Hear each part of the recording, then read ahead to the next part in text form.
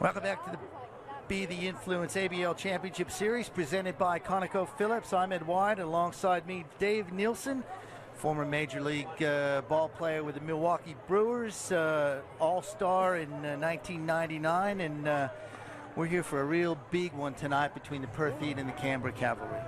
Yeah, it sure looks that way. Both teams seem real prepared for this game, and the crowd's out here. It's a great night again. You couldn't get better weather to play baseball, so I spoke to a lot of guys before the game. They all seem ready. They all seem pretty anxious. Well, it's quite a matchup, really, between two solid pitchers. Jack Frawley for the Perth Heat will be on the mound here tonight. He was 7-2 in the regular season as John Birdie steps in, and Birdie, very good player, 309 he hit during the regular season. Here's the first pitch. We're underway, and it is a strike. Strike one. Yeah, that's a big pitch for Frawley, being a control pitcher, trying to keep the ball down, and getting that first strike always puts you in good position for the rest of the at-bat. Here's the second pitch.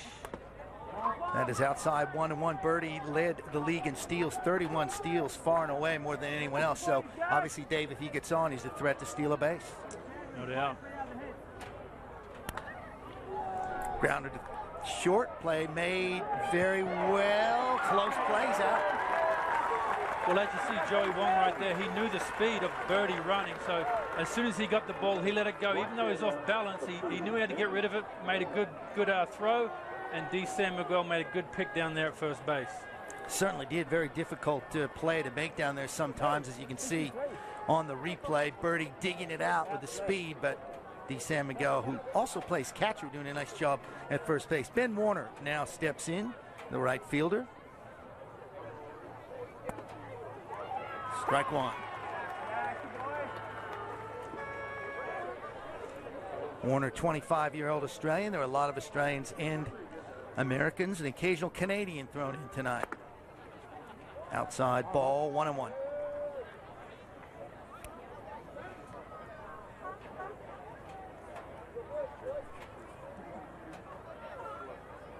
Frawley delivery just missed. 2 balls, 1 strike.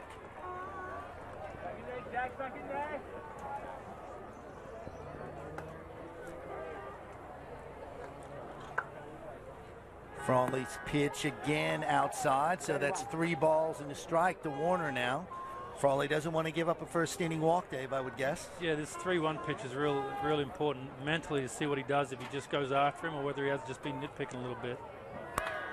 There's a ground ball again towards Wong. Got it. 2 straight for Joey Wong. 2 outs. Yeah, good pitch by Frawley. 3-1 first inning of the game. He knew he had to throw a strike, and another great play down at shortstop by Joey Wong. Wong, a very good shortstop. He's had a real good year. Played at Oregon State University, where he won a couple of NCAA titles there for the Beavers. Now another Frawley. Casey Frawley steps in, so it'll be Frawley pitching to Frawley. 2 outs here in the top of the first inning.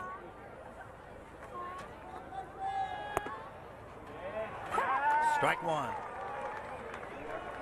Frawley hit .306 this season, 30 runs batted in, 5 home runs. Had a good year. Drafted by the Indians a few years ago. There's a grounder to third. Play made by Kennelly, long throw, and that's it. 1-2-3 inning for Jack Frawley, just what he wanted. And the first half an inning is down with no score on the board, and the Perth Heat are coming to back with more after this.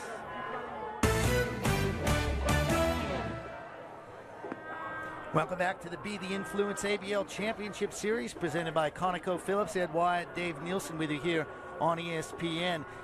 1/2 of an inning down, no runs for the Canberra Cavalry. Of course, they had 24 runs in their series against Sydney that got them here. I think we said 24 hits earlier in the show, 24 runs. So that's a big inning for Jack Frawley to get it out with no runs.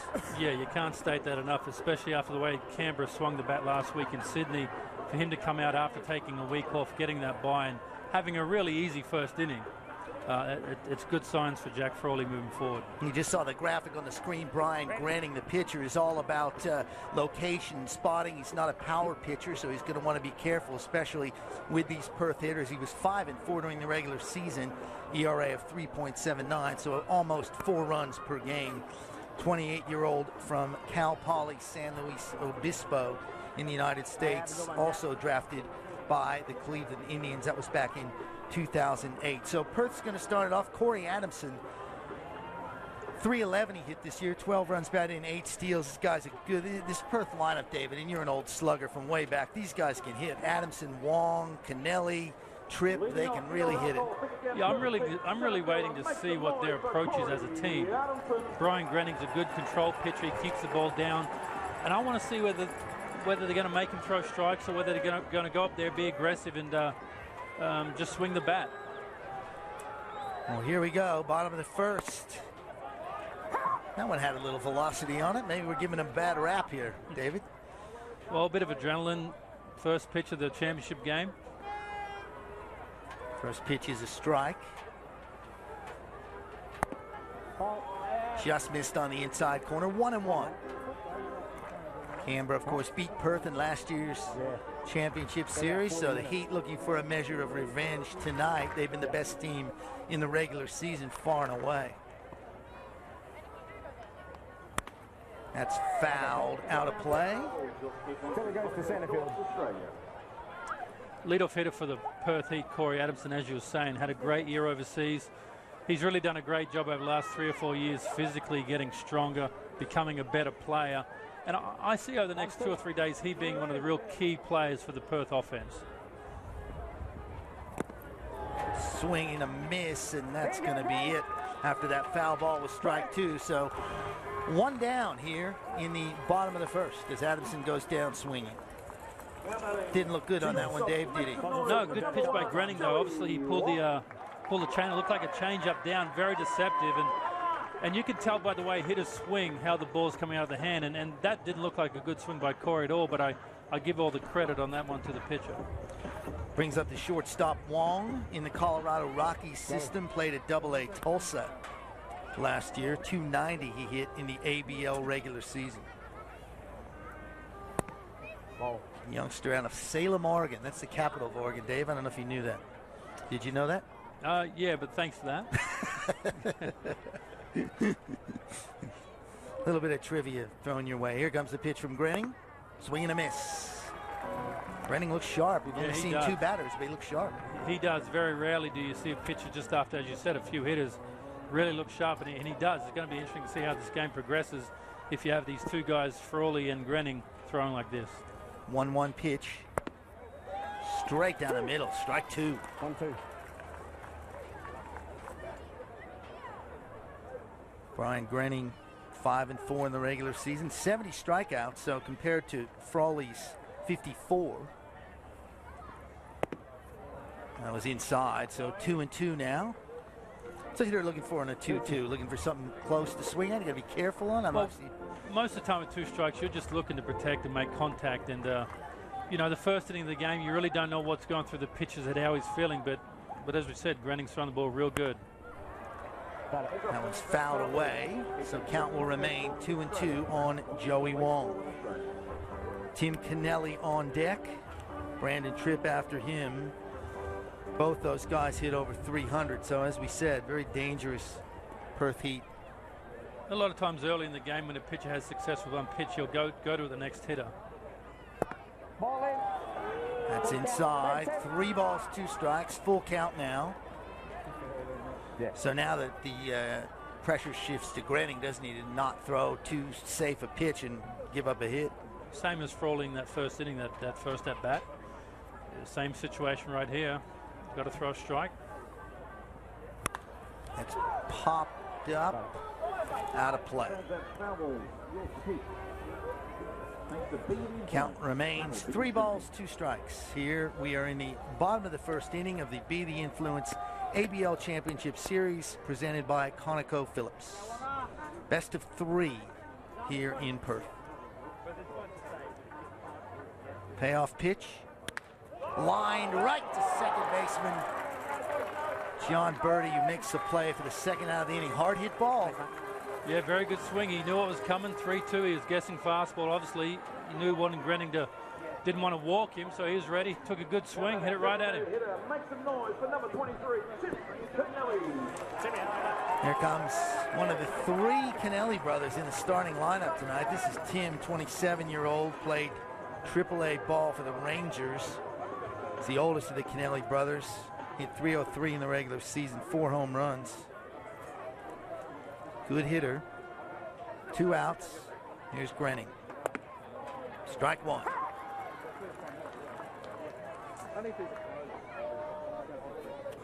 Beautiful night here. Great crowd. A lot going on in Perth, Dave. We'll touch on that a little bit later. It's a big weekend here in Western Australia. There's a swing and a foul tip. 1 ball, 1 strike. Yeah, you can feel the energy in the crowd here, can't you? They've had that week off, and the tension's been building for them. The first inning, there seems to be a lot of energy. It's a great environment to play a baseball game. And a beautiful day as well. A little on the warm side for us in the suits out on the field, but hey, you can't argue. Here's a pitch. Fouled. Lined out of play. Grenning's done a good job this first inning, just establishing the fastball. Just looking at the Perth Heat hitters, it's almost like they're waiting for some off-speed stuff, and Grenning's just being real aggressive, challenging him. 2-strike pitch now.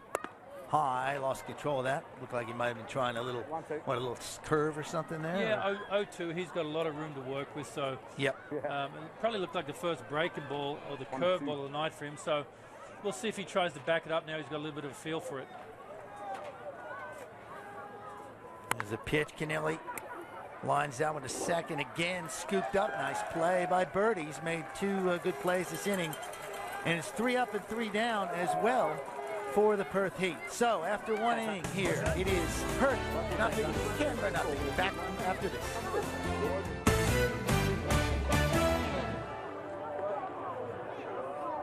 You're watching the Be the Influence ABL Championship Series presented by ConocoPhillips here on ESPN.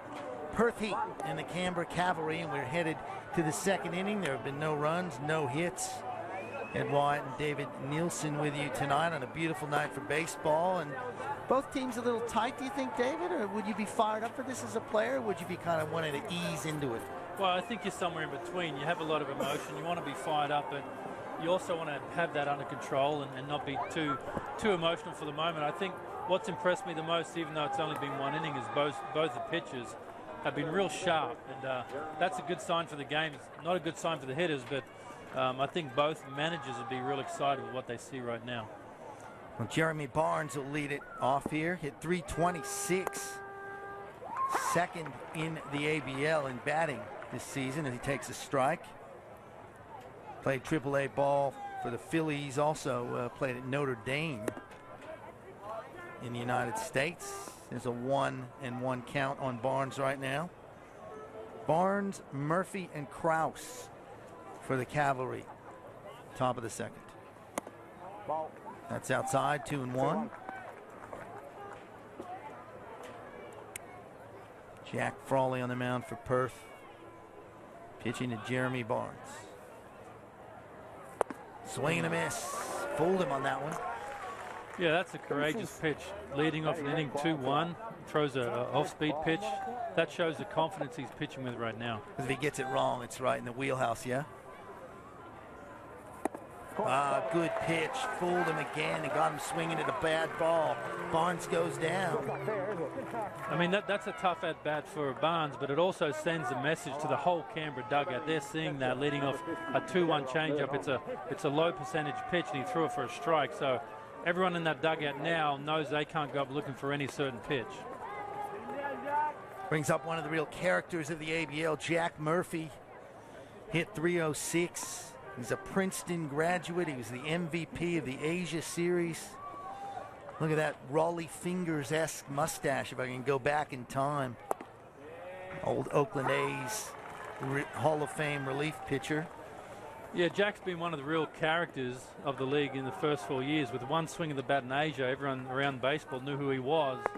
And at the same time, you know, to hit a home run, to help team from Australia, the Canberra Cavalry, win the Asian Series. That's as big as it gets in this part of the world. Here's the 1-1 pitch to Murphy. Looks at that. Good eye. 2-1. 2-1.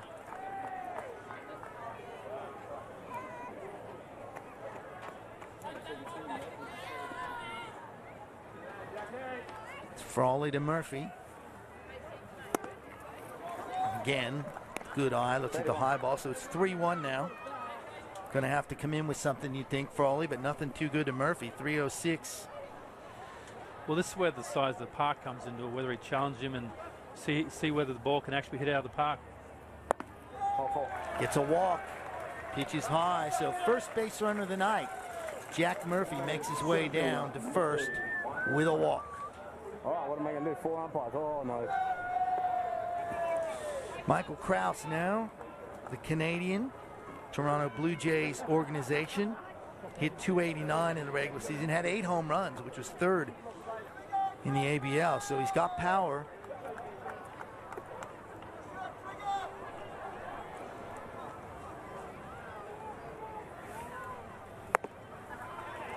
Strike 1, good pitch.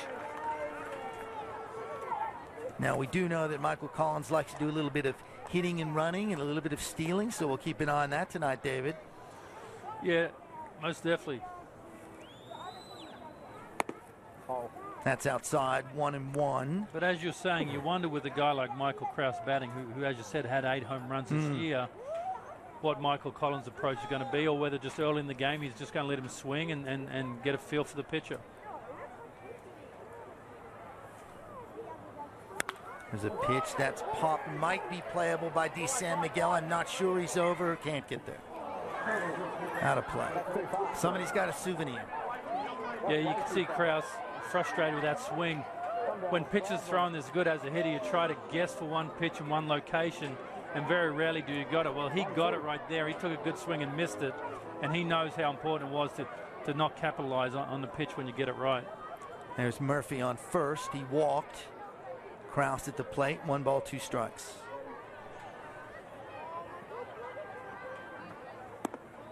Misses outside. 2-2. On deck, Michael Wells, the designated hitter.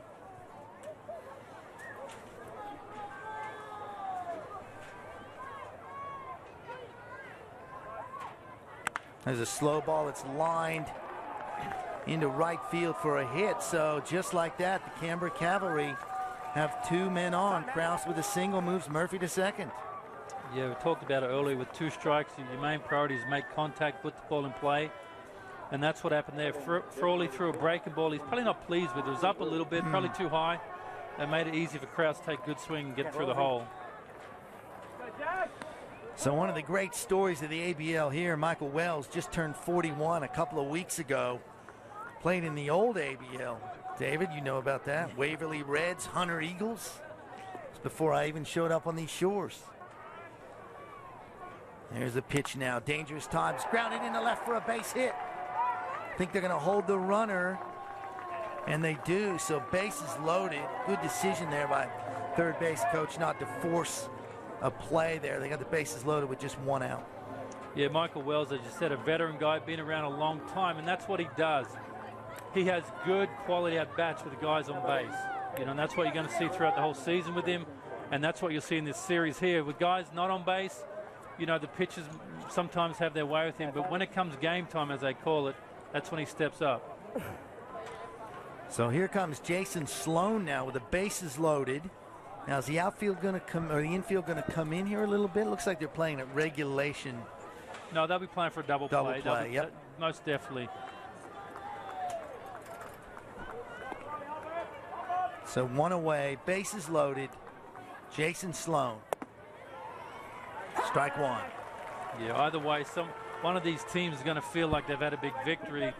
Obviously, if Frawley gets out of this, it's going to be a huge boost for Perth. And on the flip side, for Canberra to get a run in the second inning, they're going to be coming out of this inning feeling pretty good. Lays down a bunt. No play at home, no play at first either. Worked perfectly. Canberra's going to run, and the bases are still loaded. Beautiful play. Great bunt by Sloan. Yeah, great play, perfect location. thought D-Sam McGuire at first really did nothing wrong. I don't see anything wrong in that play defensively. It was just a well-placed bunt. This early in the game, obviously he was just trying to make sure they did get that run like I talked about, give him the lead, and he's walked away with a base hit on top of it. So bases still loaded with one out. Canberra, Jack Murphy pumped up, scoring their first run here in the bottom of the second. So Frawley still in the jam as Aaron Sloan now steps in. That one's hit to center field or right field. We'll see who makes the play. Barber, run tags, here's a throw. Not in time. 2-0 Canberra. Good solid baseball again by Aaron Sloan. Got a pitch. Hit a deep fly ball to right field. Deep enough to score the good athlete Michael Krause. As you said, Canberra up 2-0. You can see Krause there waiting for the tag. Made it pretty easily in the end. So 2 down.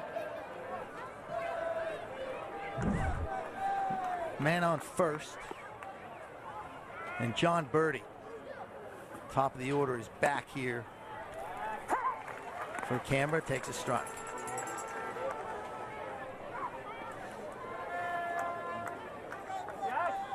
Three hits for the Cavalry here resulted in 2 runs. They lead 2-0.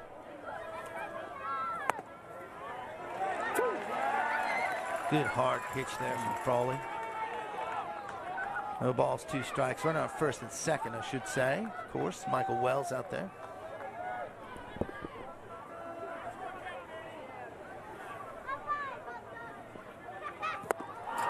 Swing and a miss.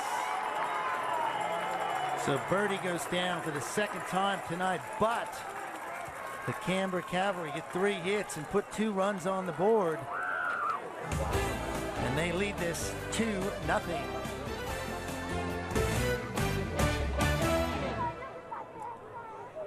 Welcome back to Barbagallo Ballpark in Perth. It's the Be the Influence ABL Championship Series presented by ConocoPhillips. Game 1, best of 3 series, and the visitors, the Canberra Cavalry, are out on top 2-0.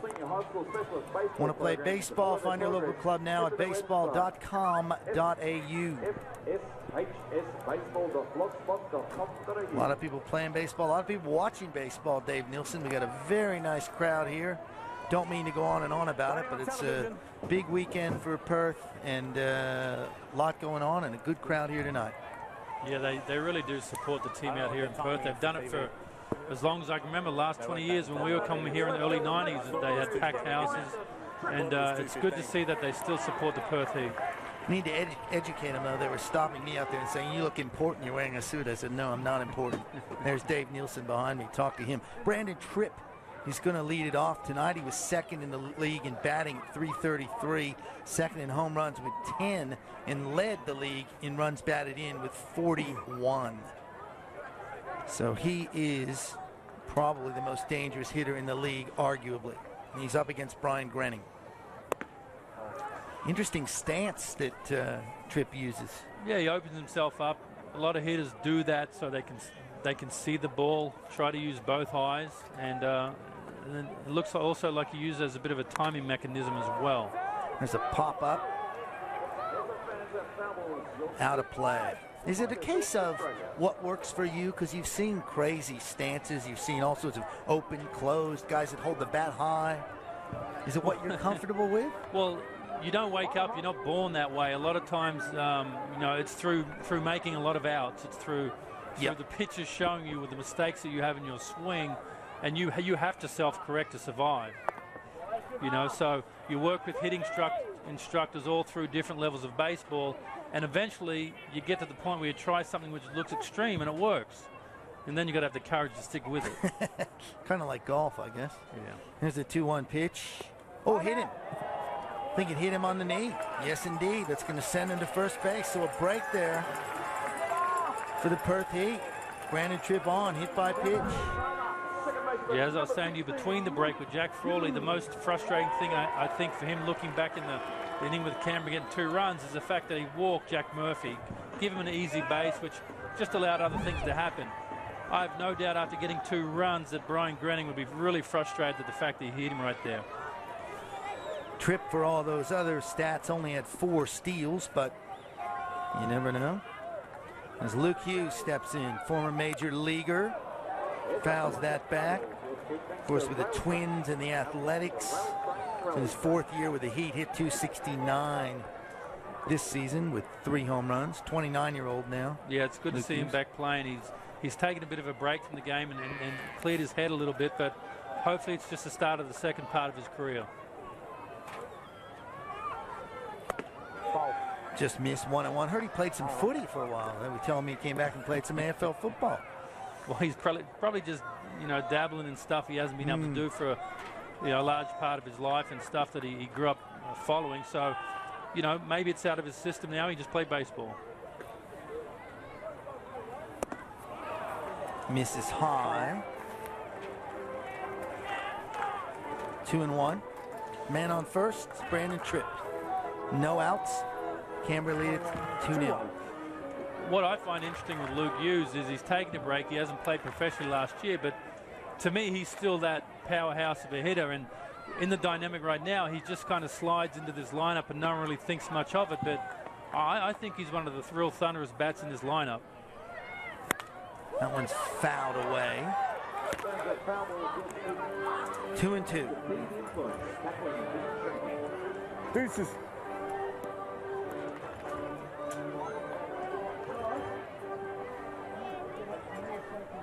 Brian Grenning, the pitcher for Canberra.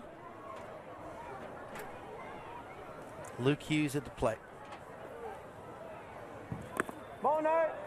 That's low.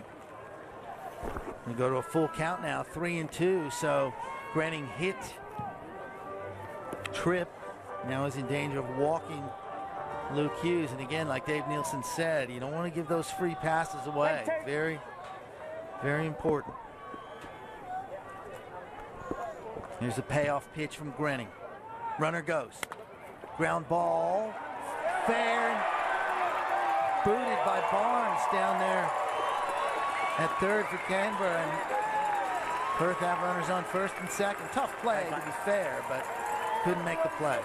Yeah, it's one of them plays. It's an error the whole way, but it is a tough play.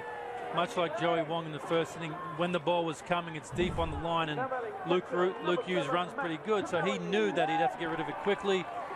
You saw him rush a little bit, bounced out of his glove. Hughes tearing down first baseline. Look at that, good form, sprinting. So Matt Kennelly will now step in. 298 he hit in the regular season, so Perth have something going here in reply to Canberra's 2 runs. There's a bunt. Only plays first, nearly throws it away, but there is 1 out as runners move to second and third. Yeah, look, I think that's a good ploy there. Canberra just got 2 runs, and that just basically guarantees if they play good baseball, Perth are going to get at least 1 back, and a base hit should tie the game back up and turn the momentum back around in Perth Heat's favor. There's the throw that was a little bit off. Sloan doing a nice job to make that out. In the second inning, it's a big call by Steve Fish. A lot of managers just would have loved to let the hitter swing away, but I think he's done the right thing. Again, just get that momentum coming back in their direction. Alan D. San Miguel now in the Orioles system. Very good hitter. Good man to have up here if you're a Perth fan. First pitch is a ball. Another Kennelly. Sorry, Dave. Sam Kennelly on deck. Well, D. San Miguel's been a real core of the championship teams here. He's been the catcher. He's helped turn this whole franchise around over the last 10 years. If you go back 10 years ago, they were just starting building, and he's led them to being in 3 championships. That's high. 2 balls, no strikes. Now first base open here. Maybe don't pitch him too closely. If you walk him, and you get a force, or are you not thinking that way? Well, I think part of that's going to come down to the history that the hitter and the pitcher have had. Yep. You've got a young guy on deck, so that history is going to come into play. That's a strike. 2 balls and 1 strike now. Alan D. San Miguel. Originally signed with the Twins, now, as I said, with the Orioles. Played at A, AA, AAA level with the Birds. Here he is in the bottom of the second, looking to bring in a couple of runs. Fouled away. So Grenning fights back. It's 2-2 now. Yeah, throughout his career, D. San Miguel has always swung the bat really well here in Australia, but he's had trouble translating that when he goes overseas. Obviously, the pitching sometimes a little bit better over there. He catches a lot more. Maybe it wears him out a little bit, but he's a wonderful player, and he's given great service for the last 5 to 10 years. 2-2 pitch is high. Full count now. Runners on second and third. Perth looking to tie this thing up.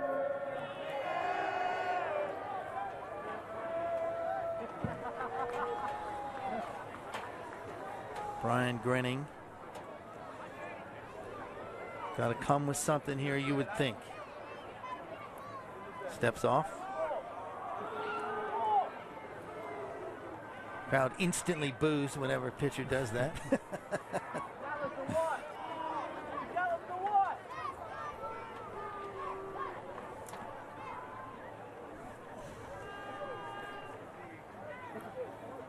Grenning delivers.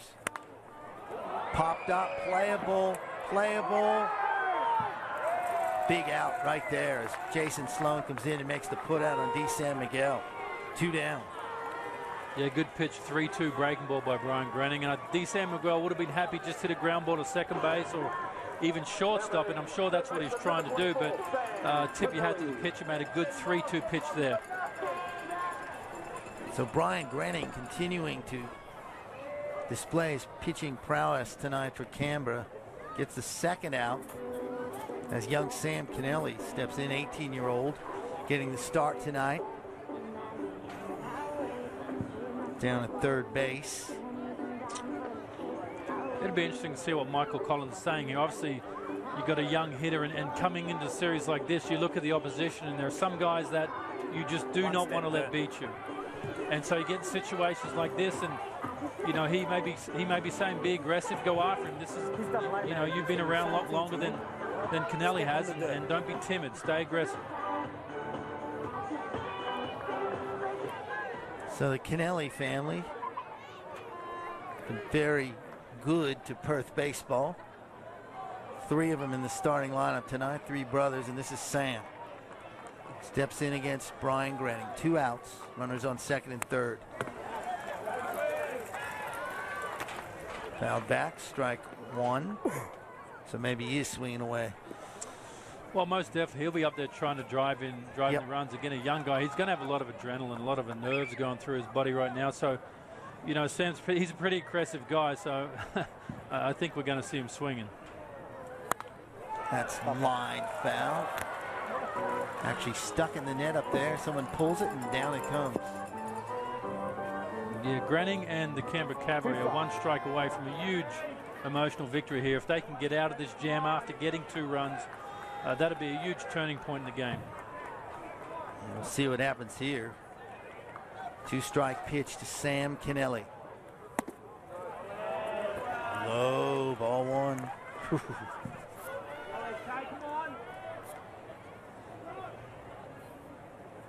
2 outs. Grenning trying to get out of the inning. Wants a new ball.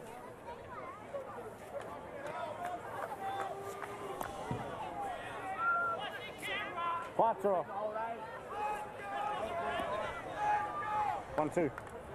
Canberra Cavalry lead 2-0. Perth trying to tie it up in the bottom of the second. 2 outs. Strike 3 called. Great work by Brian Grenning as he fights back and snuffs out the rally. So we are through 2. The score, Canberra 2, Perth nothing.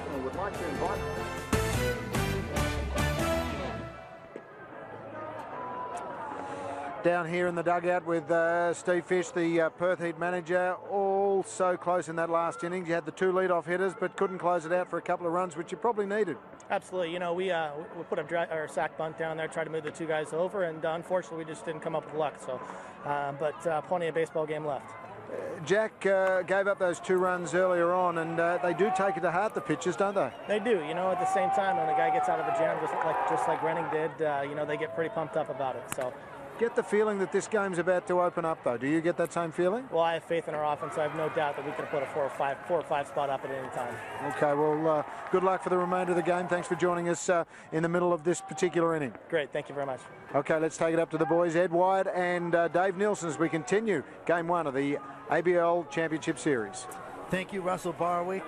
Interesting stuff from Steve Fish there. He has faith in his hitters, which makes sense when you've got some of the hitters that the Perth Heat have. Ben Warner leads it off for Canberra here in the top of the 3rd against Jack Frawley. First pitch is a strike. Makes sense what Steve Fish said? Yeah, most definitely makes sense. But on the flip side, you got Michael Collins in that dugout who has faith in his pitcher as well. So that's a great part about a championship series. You have the best of the best playing. Fouled back.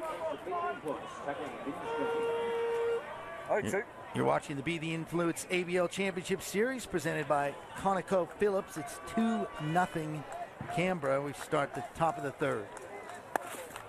That's outside. 1 ball, 2 strikes.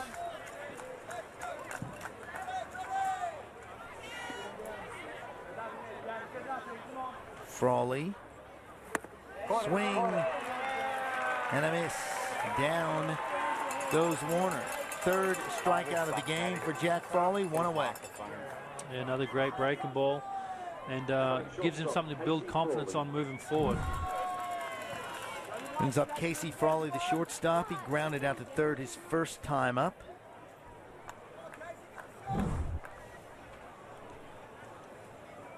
Jack Frawley there.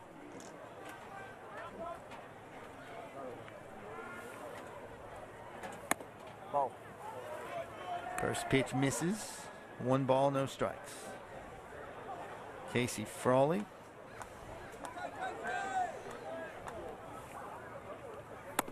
Ball. Also misses. 2 balls, no strikes. Frawley 306 in the regular season. There's a ground ball to 3rd, scooped and played very well. High throw. DeSan Miguel got there. High throw from Canelli. Nice play by DeSan Miguel. Yeah, good play all around. You see the athleticism of Sam Canelli at 30. Got to the side of the ball, had to get around it, didn't panic, showed his great footwork. Throw was a bit high, but on a play like that, that's okay. DeSan Miguel didn't panic, just got up there and came down with the throw. Jeremy Barnes steps in now. He struck out his first time up against Frawley. Little nubber. Fair ball. Barnes thought it hit the plate, which would have meant a bit of foul. Now we're going to have a little bit of an argument here. No, where it caught it was in fair territory. Yeah. We'll be back here after this. 2-0 the score.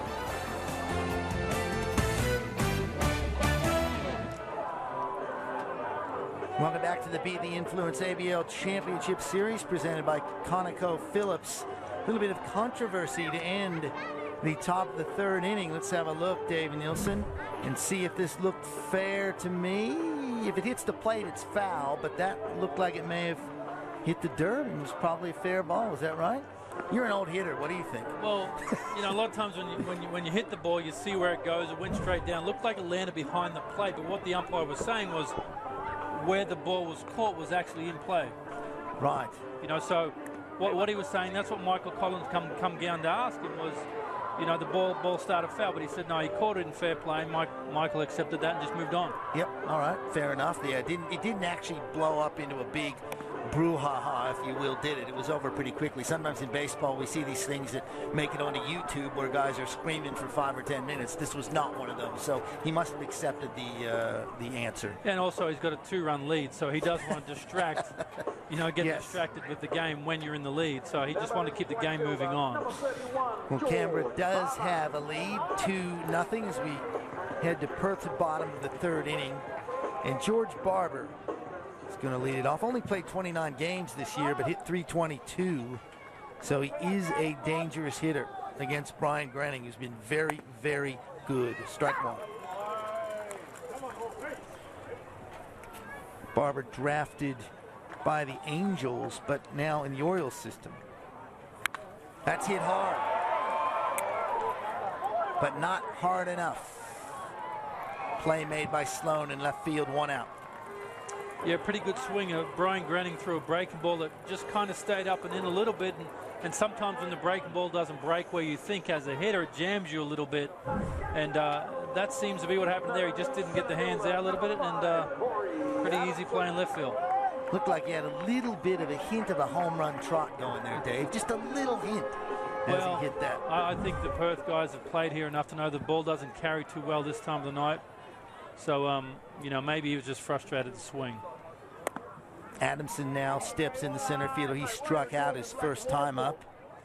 We had a long, in-depth discussion with a local about the wind and the way it can affect the ballpark, but as we understand it, not much here tonight that will affect the ball. No, I was speaking to Corey's dad, Tony, before the game, a former Perth Heat legend here, played a lot of finals back in the 90s in the old ABL, and he was saying, look, the ball can go out down the left field line. You've got to hit the ball pretty good, but anything that goes in the air pretty much straight away left center or center field, it's not going out anywhere. That one's fouled away, so 2 balls and 1 strike on Adamson. Joey Wong on deck. 1 out.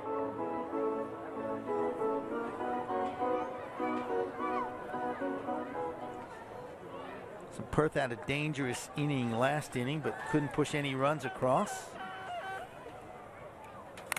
There's a foul ball, 2-2. Steve Fish, of course, telling Russ Barwick that he has faith in his hitters. Things are going to come around. They're going to be all right, and that's certainly been the case for much of the year for the Perth Heat. Yeah, that was a good hitting right there from Adamson. Even though Grenning threw a great changeup, he did just enough to foul it off. And they're the sort of things that can happen during that bat to keep you alive and turn that bat around. Here's the 2-2 pitch now. That's also hit into left field. That may drop. It goes foul.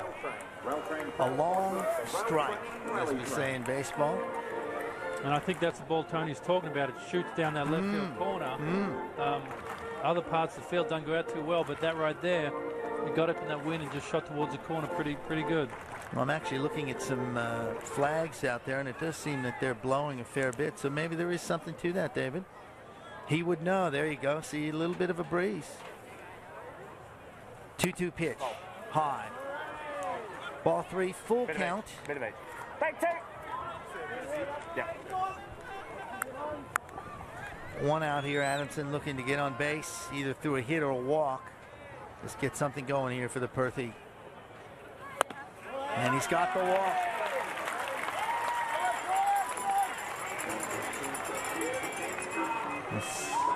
Second base runner allowed by walk or hit by pitch. So Tripp hit by the pitch, and now Adamson gets a walk. So Grenning wouldn't be happy with that. Here's the pitch. You can see it's clearly high and away.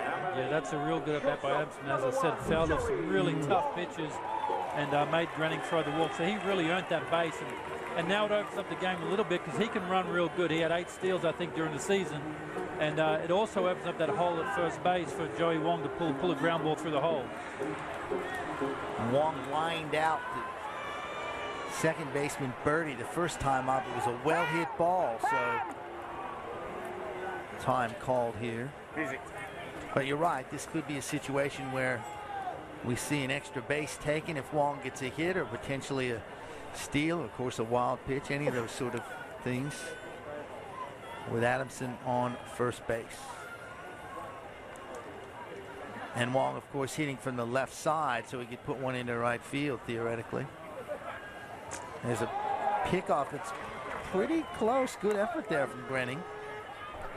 And Wong runs real well, so with Adamson on first base and Wong hitting, he's really going to hit a real one-hop line drive at second base or shortstop to turn a double play. So I wouldn't anticipate seeing a double play in this situation. Runner fakes. Here's a hit. This is a double play possibility. 1, 2. Canberra turns it. That was a great turn by the shortstop. Fantastic.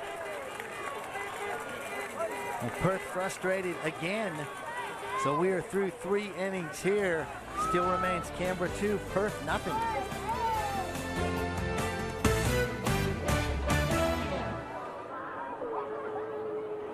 Welcome back to the Be The Influence ABL Championship Series presented by ConocoPhillips from Barbagallo Ballpark in Perth, where the hometown Perth Heat trail the Canberra Cavalry 2-0. You can see the double play that ended the inning, a ready-made ball that was handled very well by Frawley to Birdie and over to Sloan. So a pretty easy play there to wrap the inning up, and Perth continuing to be frustrated getting men on but not bringing them around, David. Yeah, and again, before that pitch, I'd said it's going to be very difficult to double up Wong on a ground ball, but another asset that Canberra showed they have is the turner. That was very clean, very crisp, and actually got him out pretty easy at first base. So with Grenning throwing the ball good and with the defense behind him like that, you know, that's going to make it even tougher for the Perth Heat to get back on the board. So Jack Murphy steps in now. He started the whole thing off in the second inning when he earned a walk and came around to score the first run of the game. So here's Murphy from Frawley, and that ball misses in dirt. 1 ball, no strikes. Thanks, Daddy. Ed White and former Major League All-Star Dave Nielsen with you tonight. That's high. Frawley falling behind here. 2 balls, no strikes to Murphy. Guy you don't want to mess around with. Looks at a low inside pitch. So 3-0. Murphy looking at his 2nd consecutive walk. Yeah, I think Frawley will be disappointed with that 3-0 right now. He needs to be aggressive and just see what Murphy can do with it.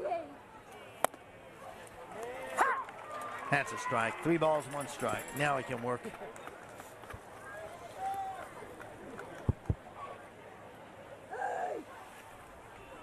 There's a pitch smacked into right field. That's a good hit by Murphy. Yeah, and, you know, there are some times in the game where you have to throw a strike. The hitter knows what's coming. Here it is. You know, you can tell him what's coming, and you just have to take your medicine. You know, Murphy hit the ball really good. Didn't hit it at anyone. He doesn't run real well, so ends up with a single. Really nothing hurt, but that happening is a lot better than throwing another walk. So Murphy back on again, and Kraus steps in. He got a single last time. He's going to bunt as a foul. Here you go, Jack. So everybody goes back. Steve Fish thinking of coming out. It did look like he was out of the box when the ball hit him, but you know, a lot of times when things happen that quick, you always think that it works in your favor.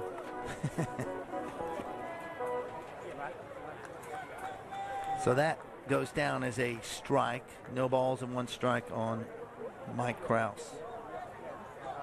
Murphy on first. No outs. Misses low, 1-1.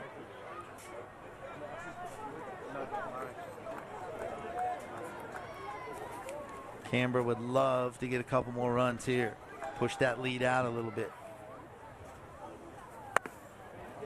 That misses, 2-1. With Michael Wells on deck, I'm interested to see what Michael Collins, the manager of the Canberra team, will do here, whether he wants to put a bit of hit and run, get Jack Murphy in motion, try to stay out of the double play and try to get him in scoring position for Michael Wells. Swing and a miss. 2 balls, 2 strikes. Frawley fighting back here. So that's a great pitch, a breaking ball, 2-1. I wouldn't be surprised if he threw it thinking maybe the hit and run was on, because that's a pretty courageous pitch, 2-1 with going first base, none out. Got it. Strike 3 called. Big out as Mike Kraus goes down looking. That's a great pitch. Yeah. You know, it's very tough on hitters when pitchers start pitching backwards, and what that means is when you're in a count, which is normally a fastball count, and they start throwing breaking balls, it really gets you out of your rhythm. You don't know what to look for. You don't know what speed to look for, and And he followed that up with a fastball and just froze him right there. Great pitching by Jack Frawley. Here comes the veteran Wells now. 41-year-old. Takes a strike. He singled last time up, part of that big inning that got Canberra 2 runs. So Murphy on first, 1 out. Wells hits it right up the middle. The veteran just continues to hit and moves Murphy down to second. Second hit of the night from Michael Wells. Yeah, he's a good hitter. Guys on base is when he does most of his damage. And again, you know, with no one on base, he's a lot easier out. And that's the way veteran hitters work. You know, they think differently. They look for different. And when there's guys on base, that's when they really lock in and really try to focus on the keys they've seen on the pitcher. What's going on back here, big guy? Same old, same old. Doesn't change. Jason Sloan stepping in now. He singled as well in that big inning. So 1 out. And then on first and second, Canberra have something going again. And Steve Fish may have faith in his hitters, but right now he needs to show some faith in his pitcher. Pitcher needs to get him out.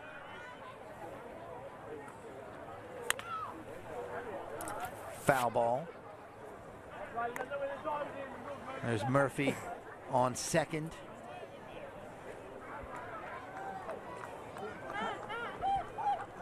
John Sloan in the second inning had that big play, loaded bases, 1 out, pushed the bunt. You know, got Canberra on the board and started the big inning. That misses low, 1-1. Obviously, Perth would love to wrap things up with another double play.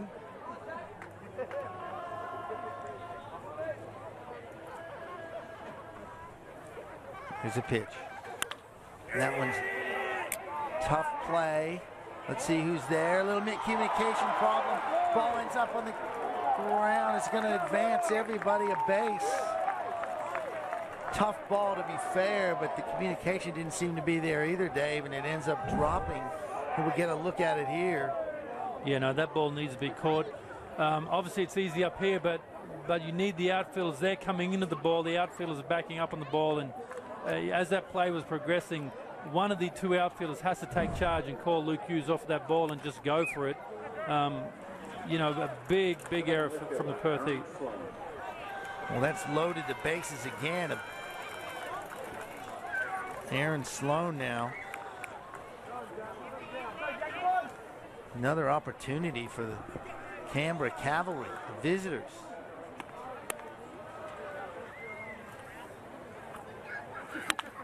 Hard hit ball, gets through the shortstop. Gonna score another one.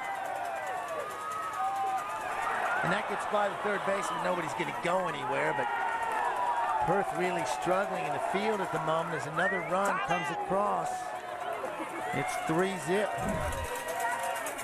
You see in the replay, that's a line drive. You know, really Joey Wong didn't, you know, that's a tough play to stop that ball.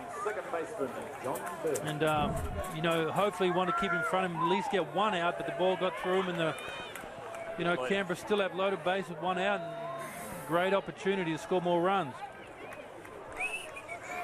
It's like Graham Lloyd heading out. Old teammate of yours, I believe, Graham Lloyd, is that right? Yeah, we played together in Milwaukee. Great few years with Graham, and he'll be out there now just trying to assess the situation, calm things down, you know, let them just step back, catch their breath, and regroup, say to them, where do we want to go from here, what do we want to do, and just start the whole process of trying to get the hitters out again.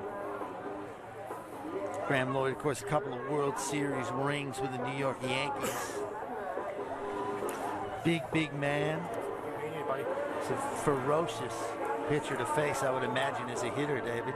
Did you ever hit against him when he went to the Yanks? Yeah, I don't know whether Joe Torre intentionally used to do it, but every time we played the Yankees, Graham would come running out of the bullpen.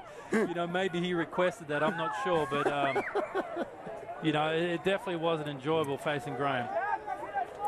John Birdie now, who is 0 for 2, but he's got a real opportunity with the bases loaded here. Hey, oh, there's a double play, ready made, bang. Line to third, Kennelly makes the play, steps on the bag, inning over. So the damage is limited. Perth does get one. And after 3.5 innings, Canberra Cavalry 3, Perth Heat nothing.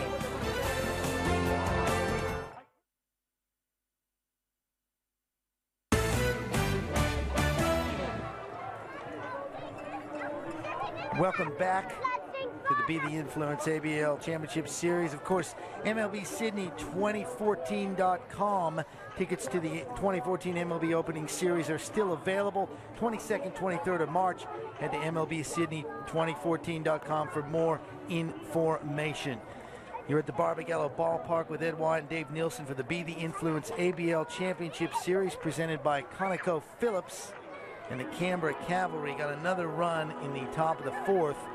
As we head to the bottom of the fourth inning, they lead it 3-0. Yeah, and they were unlucky to only get one run there.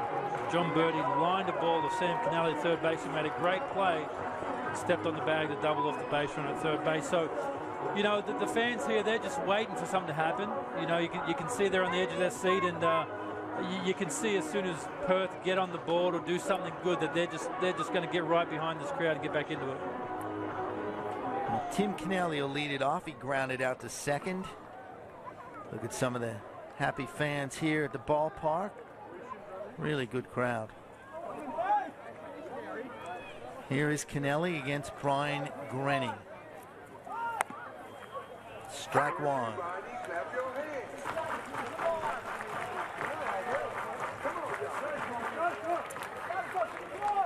Grenning has been masterful here tonight. That's hit long and foul at the right field lawn. So 2 quick strikes on Tim Kennelly. Grenning's been hit hard a couple of times by Perth this season, but tonight he's pitching very well. See what he comes with here. Comes with a high ball, high fastball. Yeah, he's been very, very, very aggressive. You know, he's 0-2. He's got some room to work with. Grenning, 22 hits in the last 2 games against Perth he's given up. That's a ground ball to second. Easy play for John Birdie. 1 away. As we said, the first inning, though, when he come out throwing tonight, you could see the ball was really coming out of his hand. Very good, very crisp. And, you know, it's no surprise so far he's kept the Perth hitters under wraps. But, you know, the Perth Heat, their offense, they're too good to be held down for this long, especially given the history they've had against him. Well, especially when you look at a guy like Brandon Tripp, 333, 10 home runs. Led the league in hits, second in average, second in home runs. And he was hit by a pitch the first time and got on base, so it was that big open stance we were talking about. Foul.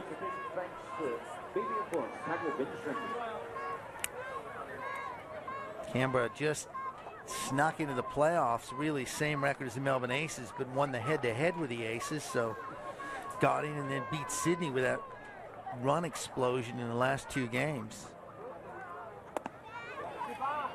That's high, 1-1.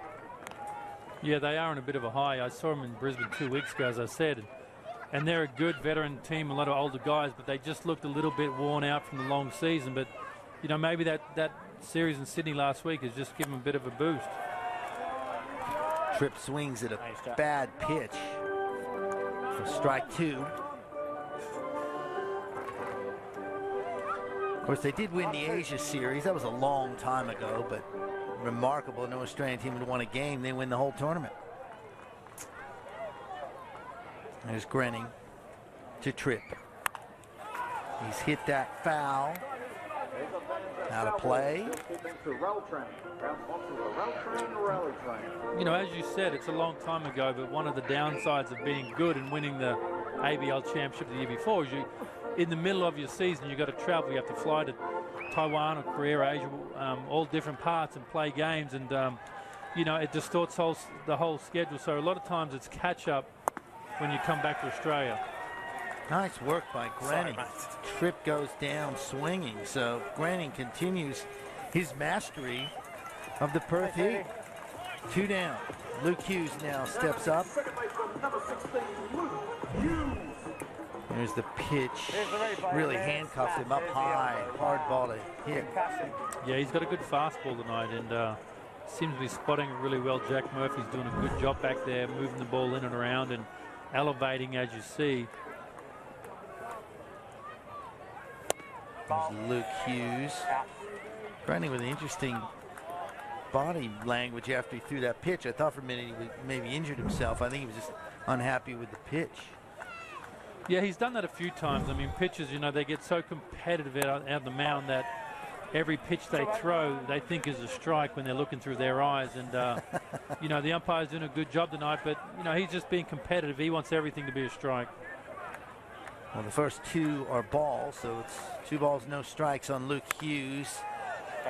That's fouled back. Hughes swinging away on that 2-0 ball. Yeah, Luke's an aggressive swinger. If he knows a fastball's coming in a good situation, he's going to put a pretty good swing on it, and that's what you saw right there.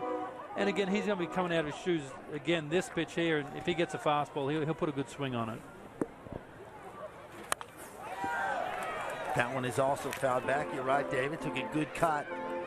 So 2 balls and 2 strikes on Luke Hughes. 2 out. Bottom of the 4th, Canberra 3, Perth nothing.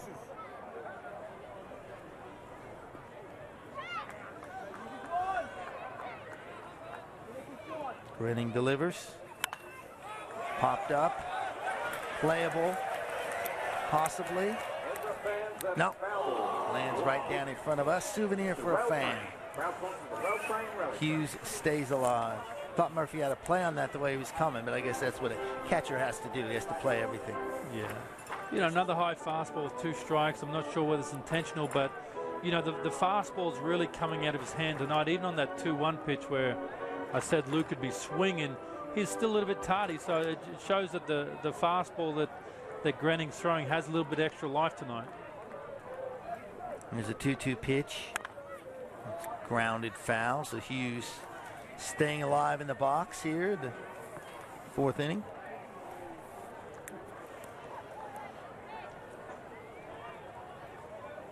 Hughes got on base in the 2nd inning, courtesy of an error.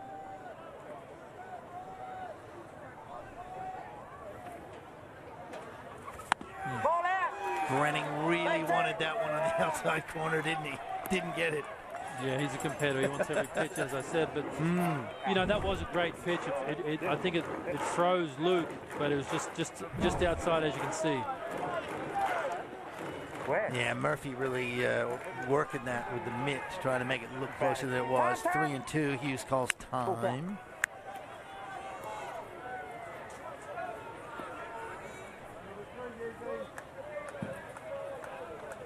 Three and two, 2 outs. Hughes swings at a low pitch, and it's 2 strikeouts in a row for Grenning, and he just continues to shut this Perth Heat team down. And after 4, Canberra still leads it 3-0.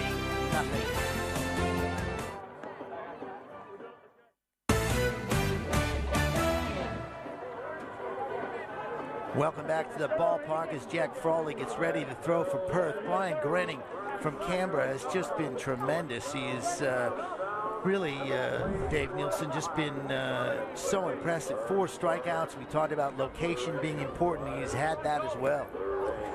Yeah, well, same time last year, he was the Game 1 winner of the championships last year against Perth. And, you know, I don't know whether that's carried over, but he has thrown the ball the best I've seen him throw. As I said, the fastball's jumping out of his hand, and he's really continuing to keep the momentum going for the Canberra Cavalry.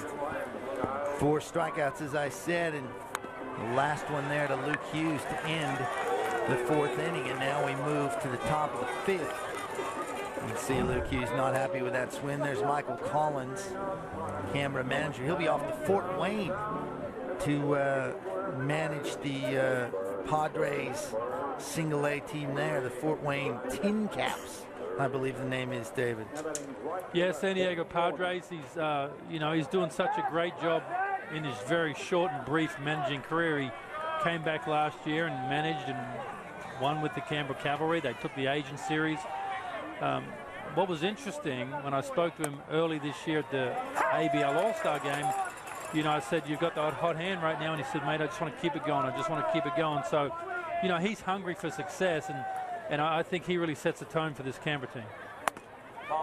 Ben Warner is the batter. His count is now 1-1 against Jack Frawley, who, to his credit, has only given up 3 runs. Could have been worse.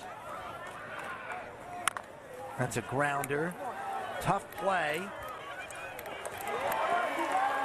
Just in time. Hughes made a real nice play on a chopper that could have fooled him, but he did a nice job with it. Here we go. Get a look at that chop really high off the infield. Yeah, I thought Luke made a mistake on that one. He started coming in, stopped, and backpedaled. And when you do that, the transition from the ball out of your glove into your hand has to be perfect to allow a good throw.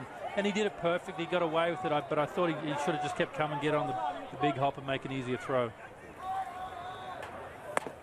Casey Frawley in now, so another installment of Frawley v. Frawley.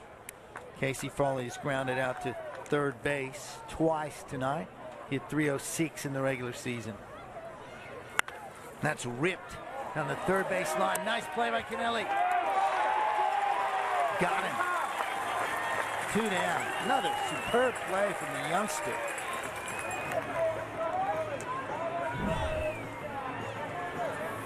You see Frawley throwing the pitch and a backhand to Kennelly down there. Makes a great play again. When he catches, he knows he's got time. He doesn't panic. He just comes up, makes a good throw, and gets him easy at first base.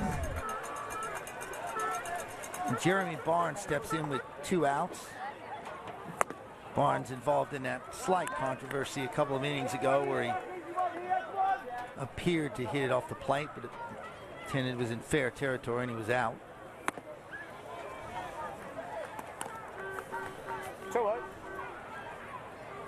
2 balls, no strikes. Barnes hit .326, 1 home run. It's a funny game, isn't it? You get 2 outs and then 3 quick balls here from Frawley and in danger of walking Jeremy Barnes. That's across the plate. Strike 1, 3-1. You know, Jeremy's one of them guys that every time I look at highlights or I see him play or whatever, he always seems to be in the middle of everything. He's always hitting a home run or hitting a double or drive someone in. So somewhere over these next couple of days, he's going to be contributing in some way. Well, he's earned a walk there, and that brings up Jack Murphy, who has been on base twice. Murphy walked in the 2nd, got a hit in the 4th, and he scored 2 runs. You see Barnes shuffling off down to first base.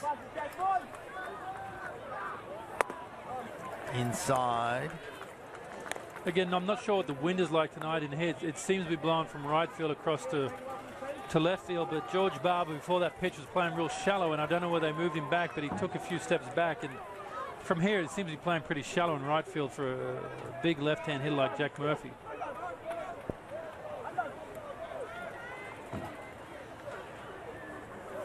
Here's Frawley's pitch to Murphy. Thought about swinging, but held back. It's a good hitter, Murphy, no doubt about that. MVP of the Asia Series, of course, the Canberra won. 2 balls, no strikes, 2 outs, man on first. And suddenly, after 2 outs, Frawley's got control issues. Yeah, and I think this would be really frustrating for him because every time Jack Murphy's come up, I don't know whether he has a bit of a mental block with Jack, but he's really having a lot of trouble throwing strikes compared to the way he's just going after everyone else. That's down the middle for a strike. 3 balls, 1 strike. 3-1.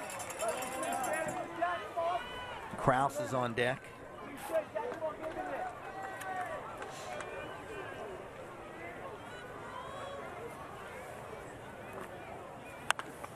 That's popped up. Is it playable? Yes, it is. D. San Miguel makes the play, and that is a big out. Jack Murphy is gone, so no runs for Canberra in the top of the 5th. Score remains Canberra 3, Perth nothing.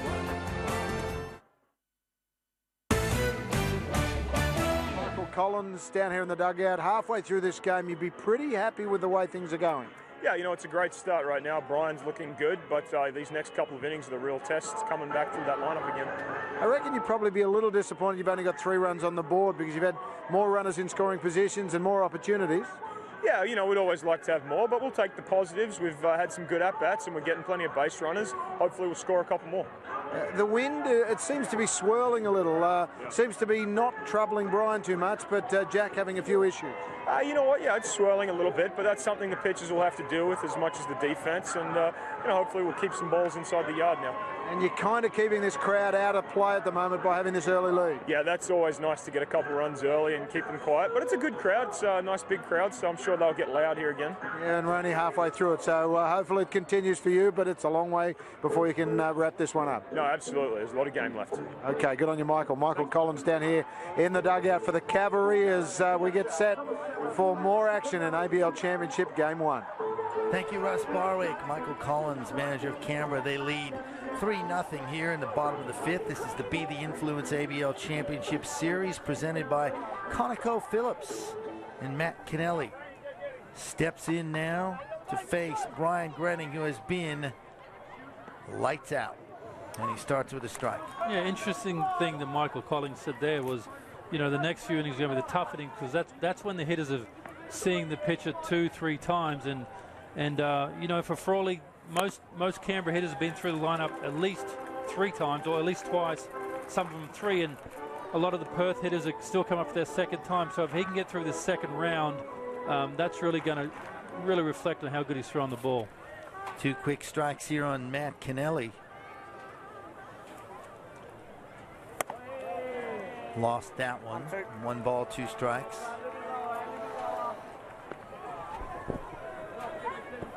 Ed Wyatt, Dave Nielsen with you. Dave, of course, 8-year career in the Major League Baseball, All-Star. Big part of the ABL here.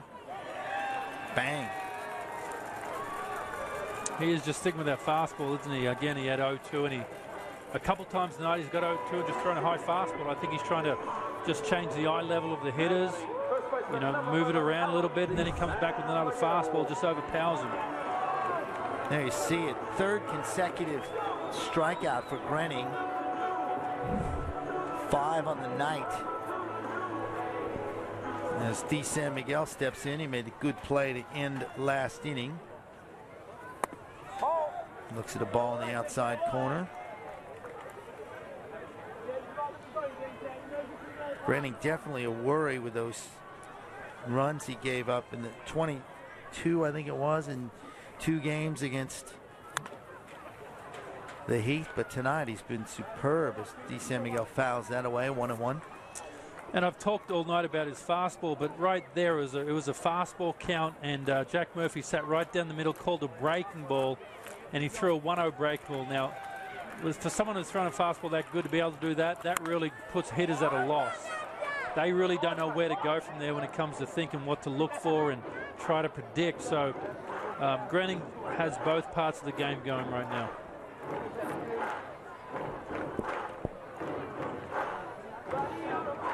One ball, 2 strike now. 2 strikes, I should say. That's fouled away. D. San Miguel chipping away.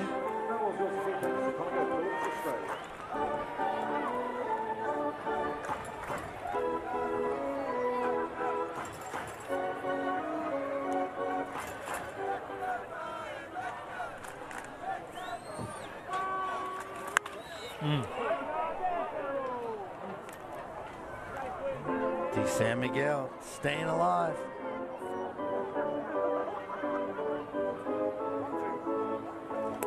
One of the few guys that was able to hit a 2-strike fastball with authority. He pulled it. Did. As a former catcher, I wouldn't be surprised to see a breaking ball right here, because if he can get to that pitch, he's going to have trouble getting the other ones. That's popped up, and that, I believe, is in play. Murphy makes the play. Crowd giving Murphy some stick, but he gave him a little look, I think.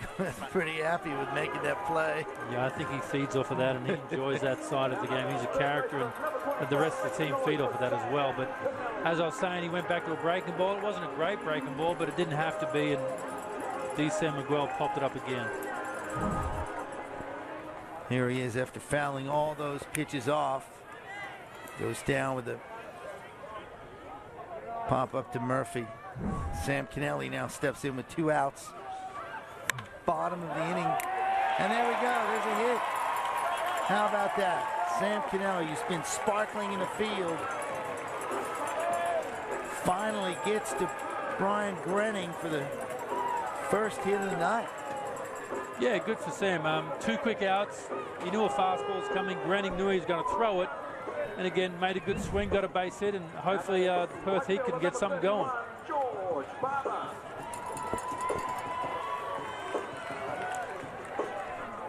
There's always that concern about talking about a no-hitter if the pitcher's got one, but that's a good piece of hitting there by the youngster Sam Kennelly. George Barber steps in now.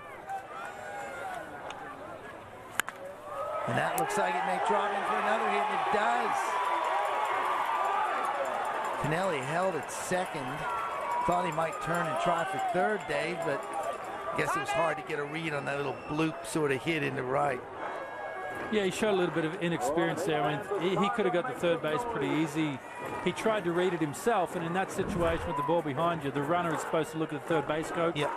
The third base coach, Steve Fish, was winding him around, calling him around, but by the time he looked, it was already too late, so he just stayed at second base. So Kennelly on second, Sam Kennelly, Barber on first. Here comes Corey Adamson.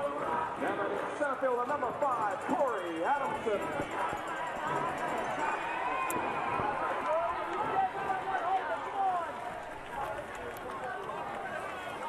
He's walked and struck out, so 2 outs. That's fouled out of play. Yeah, Corey's pretty aggressive with guys in scoring position, and last time up he battled really well, worked a walk, fouled off some really tough pitches, so this is such a big at bat for the Perth Heat. You know, to get them going, Corey really needs to come through.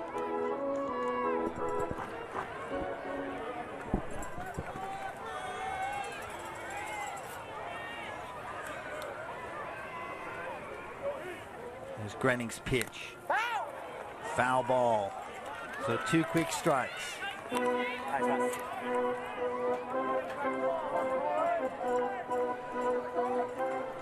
Interesting, he's predominantly been throwing a lot of fastballs tonight, then he gets guys in scoring position, he pulls out the breaking balls. You know, so he's 0-2, he has a lot of room to move here.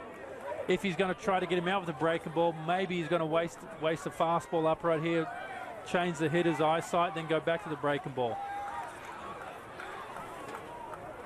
Yeah, just like that. I give a lot of credit to Jack Murphy. He knows what he's doing down there. Yep. He's setting up. He's 2 or 3 pitches ahead of the one he just called there. So now he's gone up high. He can do a number of different things. He can throw a breaking ball down or even try to sneak a fastball back on the inside corner. 1 ball, 2 strikes to Adamson. Runners on second and first. Yeah. And he swings and misses and gets out of the inning. Continuing great work from Grenning after giving up a couple of hits. Gets out of it. Score remains Canberra 3, Perth nothing.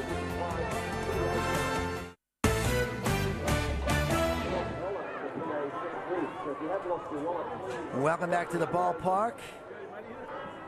Perth needing some runs here. Of course, for all your information, you can go to the abl.com.au, get the inside scoop on all the ABL action this summer. Visit that website there on your screen, or join us on Facebook and Twitter. This is Be the Influence ABL Championship Series presented by ConocoPhillips. Ed Wyatt and Dave Nielsen with you. Fascinating game unfolding here as we head to the top of the 6th inning. Canberra lead it 3-0. Brian Grenning has been tremendous for the Cavalry, but let's see if their offense can add some more runs here against Jack Frawley. Michael Kraus will lead it off.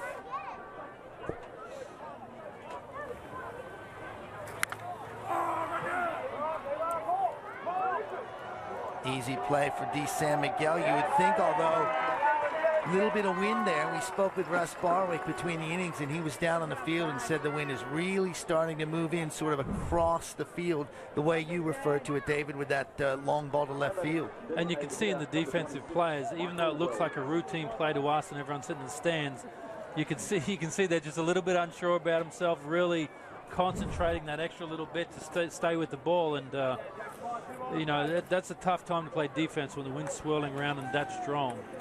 The best part of being in the booth, we can say things like easy play. Here's Michael Wells, who's got 2 singles tonight.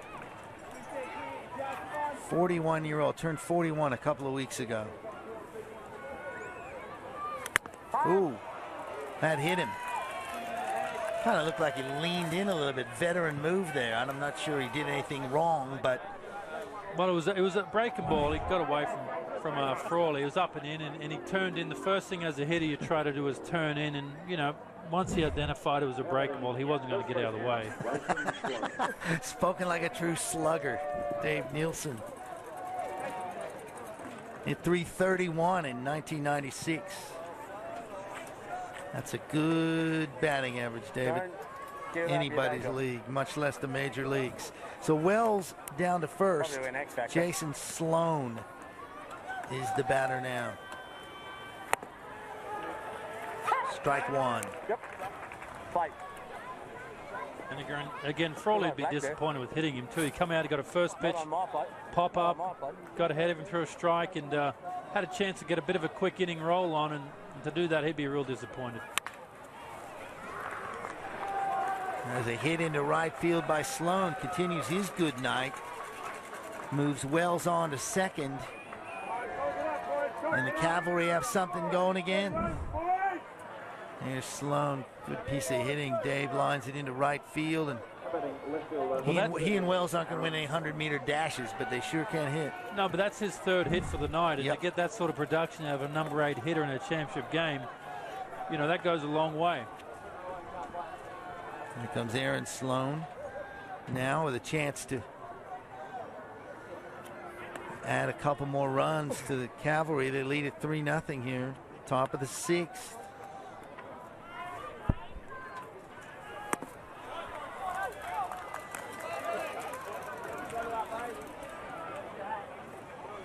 Ball 1, Sloan. Birdie on deck, 1 out.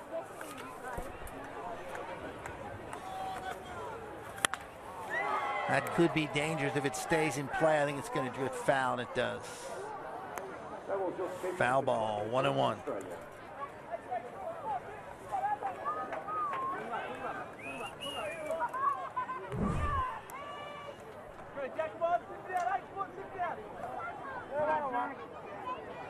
a shot down the right field line. For a minute there, Sloan thought he had a potential extra base hit, but it did drift foul, and it's 1-1.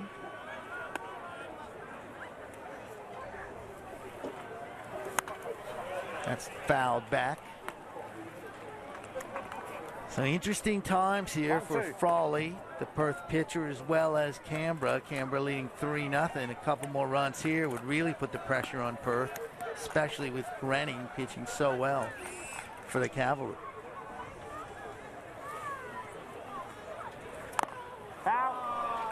Another foul that ends up in the Canberra dugout. You know, and you mentioned that, and Steve Fish has some decisions to make here, because Jack Frawley, he's thrown a lot of pitches. He'd be getting towards the end of his night, and you know, Steve Fish has to make that decision when to go to the bullpen, when to bring in someone new. There's potentially 2 more games left in this series. They're trailing 3-0 right now, so you know, he has to try to balance that decision out. That's hit into right field. Could be a tricky play. It's dropped. And I'm not sure Canberra was aware of that. It could be a double play.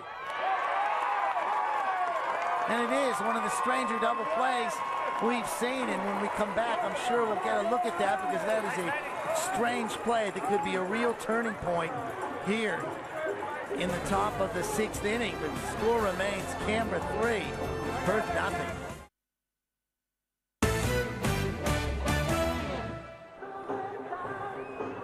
Welcome back to the ballpark. Now the last half an inning ended very strangely. Here's Sloan with a pop out to right field. Barber, obviously the wind probably played a part here, but he can't make the play. But then the Perth runners both held because they thought it was going to be caught and ended up with a double play. Yeah, that's a really strange play. Nobody did anything wrong. That's the funny thing about it is, as we mentioned, the wind blowing in. So as a base runner, you can't go anywhere. It looked like the guy was going to catch it in right field. Barber almost did catch the ball, made a great play, but what he did really good was when he didn't catch it, he didn't panic. He got up, he threw the ball to second base, they stepped on the bag, got the runner from first to second, turned around, threw to third base, double play. On the surface, you're wondering what are the runners doing? Why aren't they running? But they couldn't run. Very interesting way to end it, but it did end it, and it got Jack Froley again. He's been in and out of trouble all night, got him out of that inning unscathed, relatively unscathed, but Canberra still lead it 3-0 as we head to the bottom of the 6th inning. And Joey Wong, who 0 for 2 tonight, and if you're a Perth fan, you'd say he's due. You would think so. Leading into this inning, Brian Grenning has 81 pitches. Jack Frawley only has 82. So when we talk about going to the bullpens, you know, Grenning, while he's been dominating, he's been throwing a lot of pitches. So it'll be interesting. He's right at that bubble point too right now, between 80, 85 and 105, where, you know, it's tough for pitchers to start keeping it together. So we got to keep a close eye on that one. Wong was the All-Star Game MVP. Couple of hits in that one as he takes a strike. 1-1 here in the bottom of the 6th. Good looking pitch from Grenning.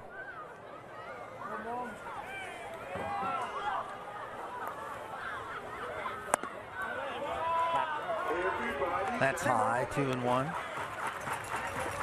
Yeah, I've seen Jack Murphy catch a lot of times on TV, and I saw him a few weeks ago in Brisbane, as I said, and he gets a lot of credit for his hitting, a lot of publicity about his hitting, but the thing that most impresses me, without a shadow of a doubt, is the way he handles pitches.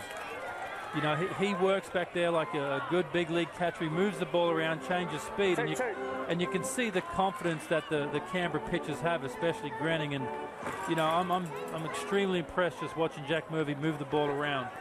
2-2 pitch to Wong. Inside, full count, 3-2.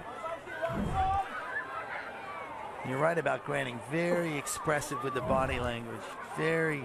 Well, one thing Jack Murphy does very good too is the close pitches he makes them looks like strikes. So from a pitcher's point of view, he thinks he's throwing a strike every time. Hey, Wong gets on board. What did I tell you? He was due. Base hit. Joey Wong leading off the bottom of the 6th with a single. And this is what Michael Collins talked about. Third time through the lineup for the better hitters. You know, he's at that 84, 85 pitch mark. Is the game about to change a little bit in the Perth Heat's favor? We'll see what happens here. Well, Tim Kennelly steps in. He's grounded out to second twice tonight, but got Joey Wong on first base. Stole 7 bases this year, did Wong, so he does have a bit of speed.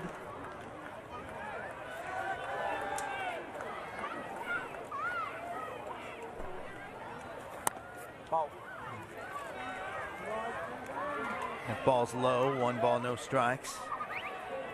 Right on cue, you see some action happening down the Canberra bullpen, and this is where it's tough as a manager because you've got a pitcher who's been dominating. He's been great all night, and you know you have to juggle when to let him go. Do you give him more leverage because he is throwing that good, or do you just cut it off and go to the bullpen and bring in some fresh guys? So, you know, that's why Michael's done such a great job all year. He's made all the right decisions, so it'll be interesting to see where this goes. And Grenning has had so few problems, whereas Frawley's been in and out of trouble all night, but only takes a couple of hits. That one's outside. 2 balls, no strikes.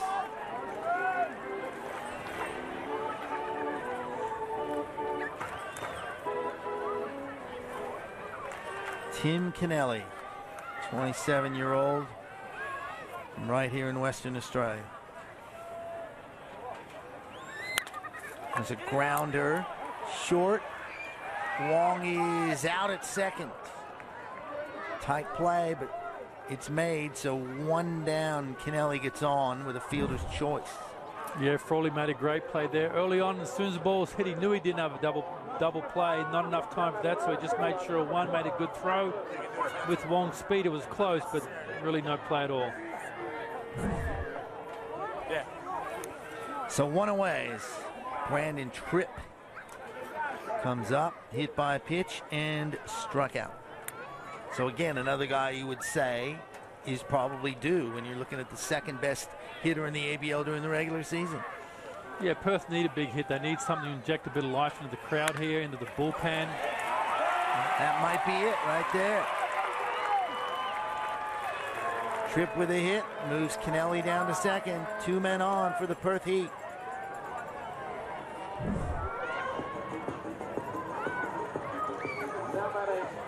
Second baseman, number 16, make some noise for Luke Hughes.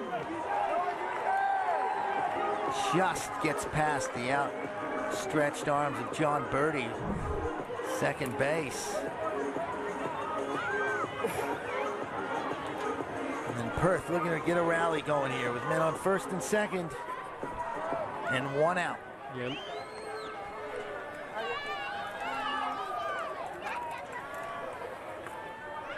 Here's the pitch to Hughes.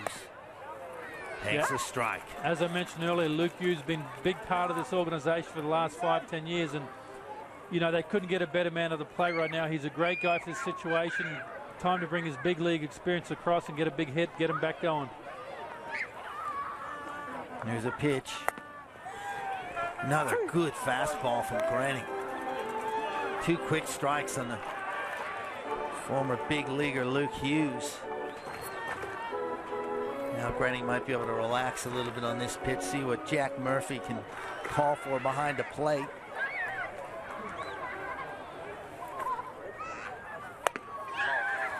Yeah, Luke first time up hit a ground ball at third base, he got away with it, and then second time up struck out. Granning's thrown the ball really good, and you know, even though Luke is a big league experience, good pitching always beats good hitting, and you know, Granning's thrown the ball great again this at bat, so I want to see where they go with this. That one just missed. Takes a long time. That's skyward. Should be playable for Kraus. Wind again. Kraus makes the play. You could see second baseman, right fielder, center fielder all converging on it, but good communication, and Kraus makes the play for the second out. Yeah, Luke's disappointed with that. He got a fastball. It was up in the zone. With the wind like this, that's what pitchers want you to do, hit the ball in the air. And, you know, I think the Canberra defense, they got the benefit from what happened for Perth inning before. They saw what happened with the base runners and the double play. So, you know, the outfielder took charge there and pulled everyone off. Great shot from our camera there, showing Kraus saying, I got it, and calling the guys off it. So here's Matt Kennelly now as Murphy decides he wants to go have a chat with Grenning. In fact, looks like Michael Collins may be coming out to have a chat. And I wonder if... You know, to me, that tells me his pitch count is up. And yep. Michael wants to make sure that, you know, if this is going to be his last hitter, that he goes out there, he's prepared, he knows exactly what he wants to do. It's a big situation here, and if he can get through this hitter, I'd imagine it'd be Granning's last batter for the night. There you see the shot of the Canberra bullpen. There's Perkins there warming up somebody, of course. That could happen this inning or next, depending on what happens here with Matt Kennelly. 2 outs. Runners on first and second.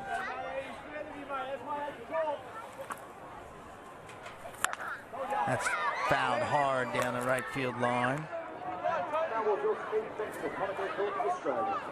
Tim Kennelly on second. Brandon Tripp on first.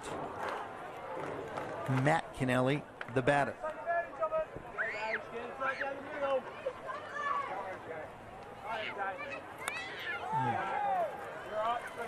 Fouled.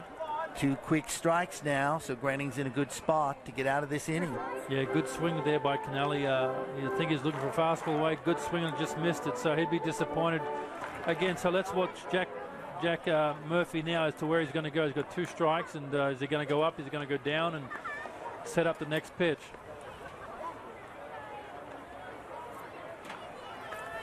breaking ball.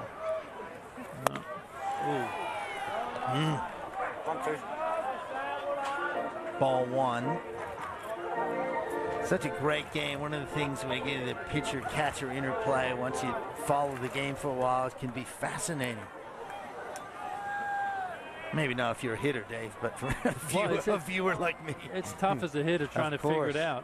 Of course it is. That missed outside. 2-2. It's very tough. This is exactly what hitters do in the dugout. They talk to each other. They try to find patterns. They try to find what the pitcher does in all certain situations. In the big game situation, when there's nobody on base, they're the things they look for. So in these situations, you don't have to think about it. You just go up there, you know what you're trying to do, and just do it. 2-2 pitch to Kennelly. Foul away. Count stays 2-2. Great to have your company here tonight on ESPN. Ed Wyatt, former Major League All-Star Dave Nielsen, and Russ Barwick, of course, doing a great job in the dugouts, getting some great insight from the managers. Good of them to come on live as well, too, during the broadcast. Here's a pitch. Grounded up the middle. It's going to get through for a hit. Perth's going to get a run. Throw's going to be tight, but he's in. Perth are on the board. Big hit. Kennelly, scoring Kennelly. Yeah, Sam Kennelly right there. He made the adjustment, grinning through every pitch away, every fastball. He tried to put him away. Previously, 0-2, Brenning and Murphy, they would try to set hitters up, but he just kept going fastball away, fastball away. And after about 5 fastballs away in a row, Kennelly finally made the adjustment, got a base hit, and here comes Michael Collins, as I said earlier, and that is Granning's last hitter of the night. And now it's over the bullpen. We got a whole new ball game on our hands right now. Well, Granning was tremendous, and he's going to get it.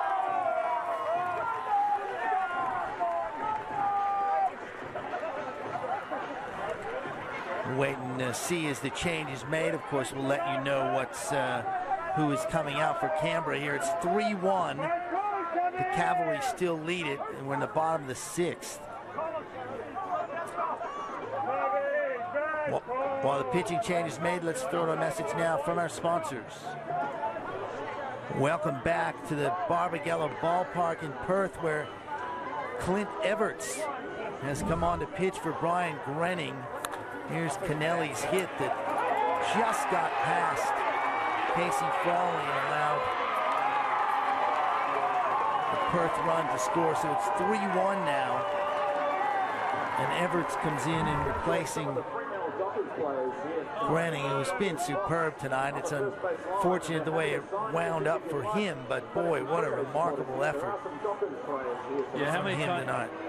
How many times do you see that in a ball game? Someone will be dominating. It just takes a few little hitters here and there. And again, Kennelly just ground away. And I go back to the 0-2 pitch selection. It's very easy up here, but as a former catcher, sometimes you just try to put them away. And when you do that and you miss, you're actually digging yourself a hole. You know, and other times during the night, they got 0-2 and they wasted a pitch so they can then come back to the hitter with whatever pitch they wanted. And anytime a hitter gets 5 or 6 pitches in one location, the favors really go in their favor. The odds really go in their favor. Well, we've got 2 outs here as Alan D. San Miguel comes to the plate, and Clint Everts, regular season record 0-2, pretty high ERA, 5.93, so almost 6 a game. Was drafted, 30 years old, so I'll tell you how old he is. He was drafted by the Montreal Expos. Team doesn't even exist anymore. They're in Washington, D.C. That's how long ago. Here comes D. San Miguel now. Runners on first and second, so the inning may not be over. Good sort of breaking ball from Everts there.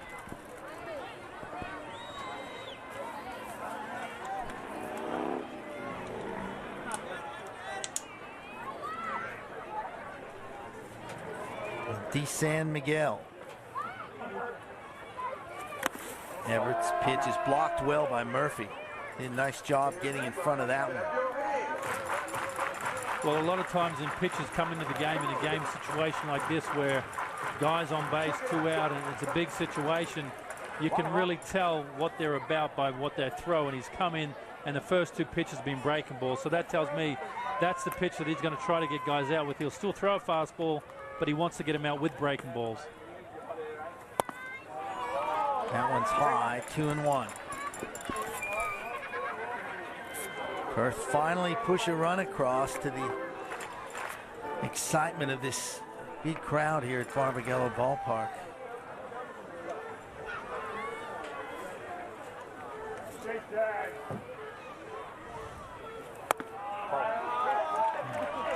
That's high, 3-1. So D. San Miguel maybe trying to work his way into a walk.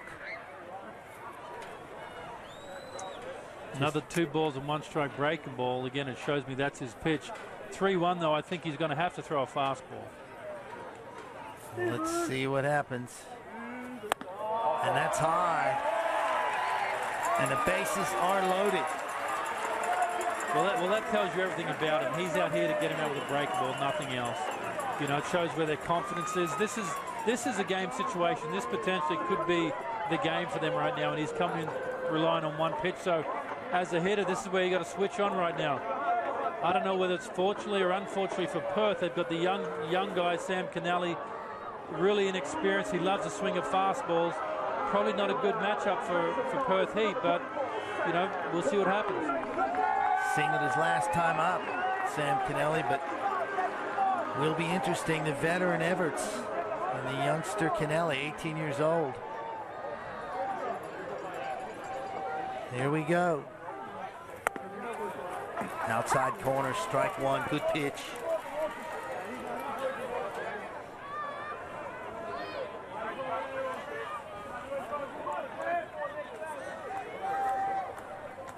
Bases loaded, 2 outs.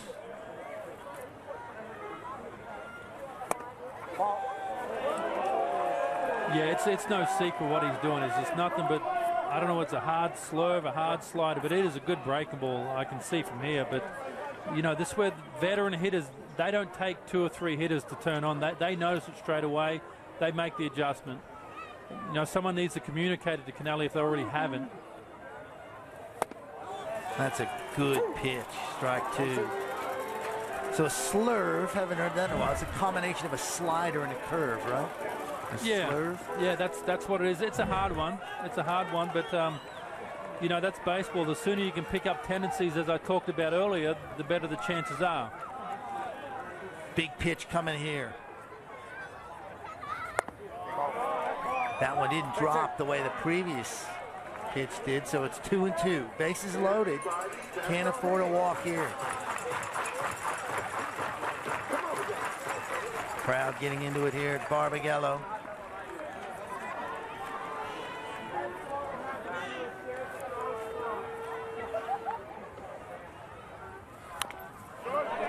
Stays alive. Good piece of hitting by the youngster on that tricky pitch. Yeah, he's battling away, but I think this is going to be one of them bats he looks back on and learns from, because you know, it's no secret what the pitcher's doing, but it's still surprising a young hitter. Right. You know, and it's all part of that learning process. Unfortunately, it's an ABL Championship game right now. And that indeed it is. Oh, he lost control of that one and he hit Sam Kennelly. What an error by the pitcher Everts, and it's not only walking a run, but it keeps the bases loaded. And there's a batter he probably should have gotten out. That was up high. That was a dangerous pitch.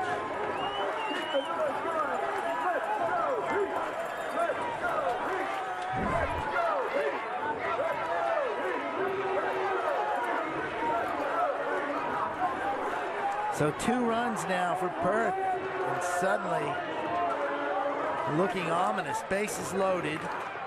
George Barber stepping in. Here's another look at that. Oh, headed up high. See, now as a catcher, Jack Murphy, he has a tough job. He doesn't know what to do. He's got a breaking ball pitcher that anyone that's watching knows is coming. So he tries to sneak a fastball in there to mix it up, and the one fastball he calls hits the guy in the middle of the bat. You know, so now you're down to 1 pitch. But this is that part of the game. You know, maybe it's easy for us to see up here. Do the hitters in the Perth dugout see this? And George Barber singled last time up. Here he comes. And there's a fastball for a strike. So there are 2 outs. Bases are loaded. Perth now trailing just 3-2 after pushing 2 runs across here in this inning.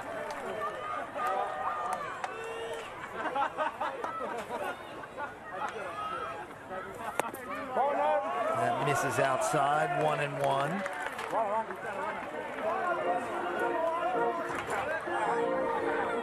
You can just see the crowd here. They're just waiting yes. for the Perth team to erupt. You know, they've been patient all night, and here's their one chance. And, you know, they're just waiting for it to happen. Barber swings, grounder, should be the last out. Throw is high, but it gets him. So Everts manages to get out of the inning, but the Perth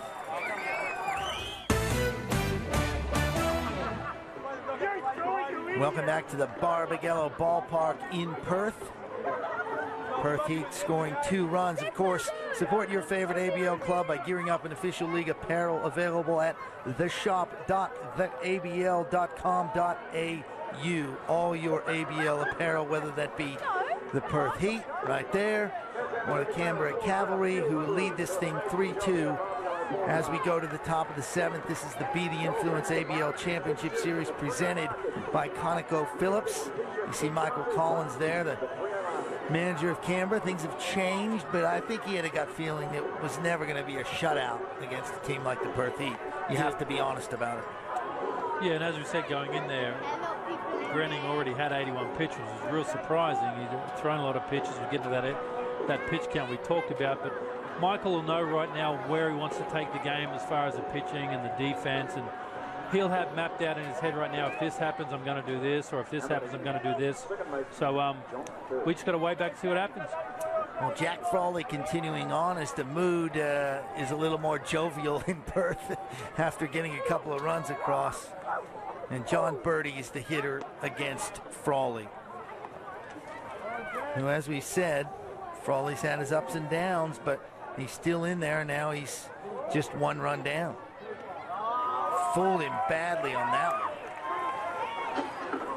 You know, and he's in the mid-80s now with the pitch count too, so he's in the exact same position Grenning was last time, but he's going out there with a bit of momentum behind him. So Steve Fish is going to be batter to batter with him to see how he's throwing the ball. And that appeared to hit Birdie, so that's 3 hit-by pitches tonight. That's pretty rare. Yeah, and a couple of them on a breaking ball too. So just waiting to see how long Steve Fish is going to go with him. He still seems to be throwing the ball okay, but you know, when you hit someone with a breaking ball, that's just giving away a base. It's extremely disappointing. You don't mean to do it. It's as frustrating as it gets for a pitcher and a manager. And it doesn't even hurt him. It doesn't even send a message. It's a curveball. There's a bunt attempt by Warner and a throw down by Kennelly to try and catch the runner, Birdie, off base, but got back. So potential bunt here, Dave. I don't know if it's still on. It may be. Well, they're going to be trying to put the runner on second base any way they can, whether it's a bunt or a hit and run, just to keep the pressure on Perth. Swinging away, and that's a nice play. Turns 2. What a remarkable play by Joey Wong. Wow. We're going to look at that one. That's a special play, folks. Yeah, that's what you call a big league play. That is as good as it gets. That's an extremely hard hit ball. He picks it, touches second base with his glove, and I think throws off his knees if we see it. Yeah, throws off of his knees. Look at that. From behind second base to get a double play and keep that momentum in Perth's court. That is a big league play, as Dave Nielsen said, and he knows. Played for 8 years. And Frawley, happiest man in the ballpark after that. Pitcher's best friend, a double play. Here's Casey Frawley. His line tonight, he's grounded out to third base 3 times. So let's see if it continues. It's outside, 2 balls, no strikes. Yeah, what needs to happen after a play like that is you don't walk the guy. At least make him hit it or do something. What a great play that was. You know, from Wong to be able to pick it and do all that in one motion. That pitch is high, so 3 quick balls on Casey Frawley, the shortstop.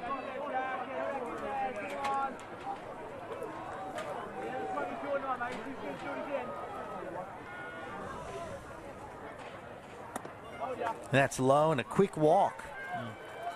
Casey Frawley trots down to first base, 2-out walk, and Jeremy Barnes comes up now.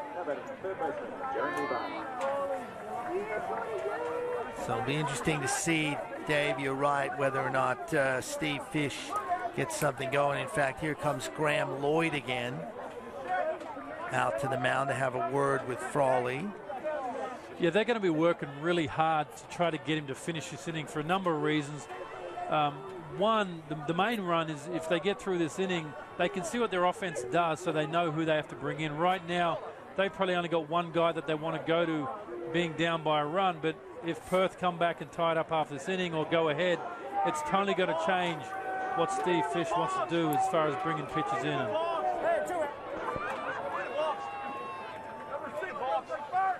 So 2 outs, man on first. 3-2 lead for Canberra. Tough play, but Kennelly makes it easily, throws over to first. Just like that. And you're right, Dave Nielsen, the momentum continues for the Perth Heat. It's 3-2 Canberra.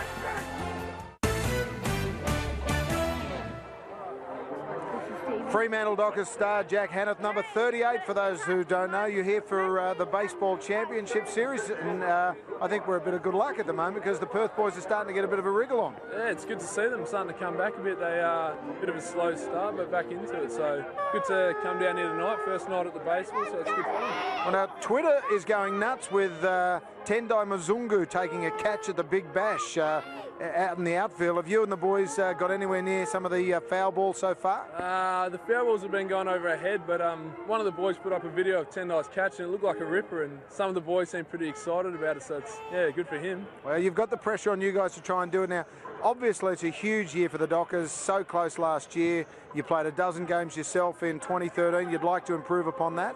Yeah, absolutely. We had obviously a really successful year last year, just missing out in the end, finishing second. So obviously the boys are really building for we've had a big pre-season so far and looking for a good start to the year. So yeah, hopefully we've been training hard and then hopefully we'll be able to squeeze in for a few games this year.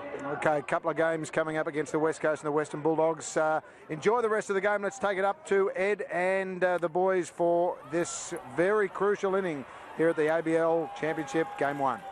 Thank you, Russ. Just in time to see a ground out by Corey Adamson, who's really struggled tonight at the plate. He squared around the bunt and unfortunately pushed that bunt a little bit too far.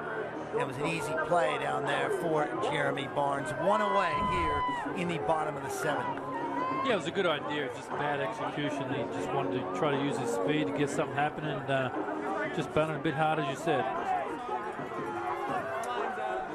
You're watching the Be The Influence ABL Championship Series presented by ConocoPhillips. Game 1. Joey Wong, who made that phenomenal play in the field last inning, steps in, singled his last time up, 1 for 3 tonight.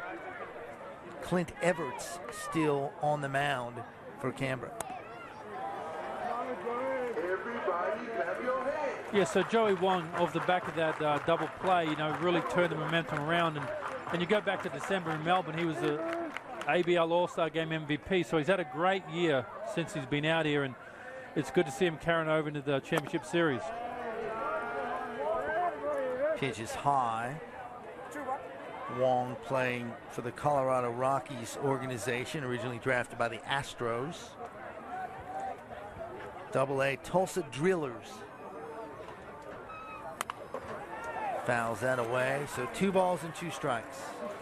I don't know whether we mentioned it earlier in the night as well, but Alan D. Sam Miguel, the first base for the Perth Heat, he also plays for the Colorado Rockies organization, recently signed with them. So 2 guys from the Rockies here in Perth, amongst other imports. They've got a good program out here. The Rockies are very busy over in Australia. There's a ground ball. Going to be an easy play, I think. Yep. Birdie makes the play. 2 away.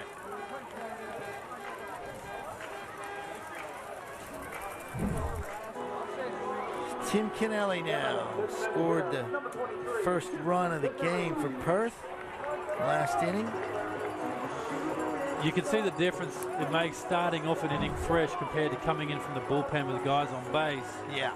I mean, he came in last time, he threw the ball good, but he's a little bit erratic, and right now he just looks like a totally different pitcher. Gets to go out, get the warm-ups with no one looking at him, no guys on base. He's throwing the ball really well. It's a low fastball. Strike 1. Dangerous part of the order now with Kennelly, Tripp, Hughes. What am I saying? Pretty much everybody in the Perth lineup can hit. Haven't necessarily done it tonight, but they can. Foul, no balls, 2 strikes on Tim Kennelly with 2 outs. Bottom of the 7th, 3-2 Canberra Cavalry.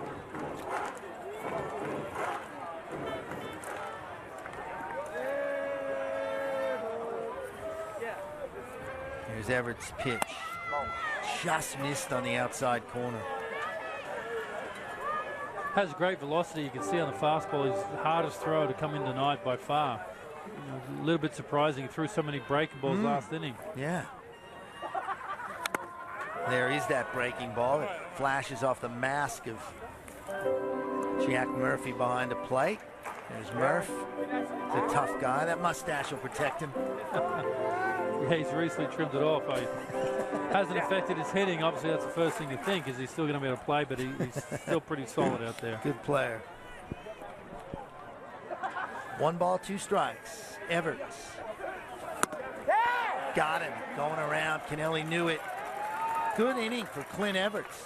He gets out of it pretty quickly, and we're headed just like that to the top of the 8th inning. Canberra 3.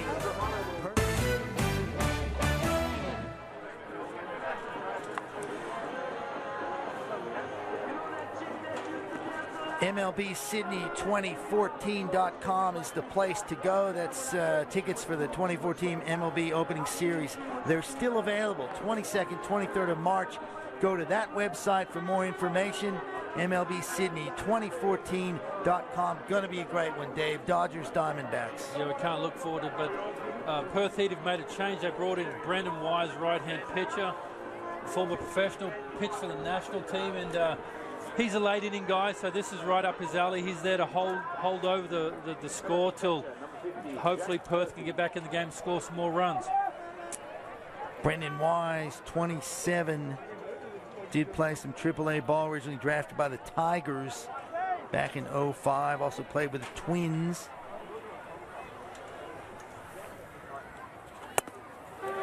Here's that man, Jack Murphy, leading off the top of the 8th. This is the Be the Influence ABL Championship Series presented by ConocoPhillips. Game 1 from Perth. Canberra lead it 3-2.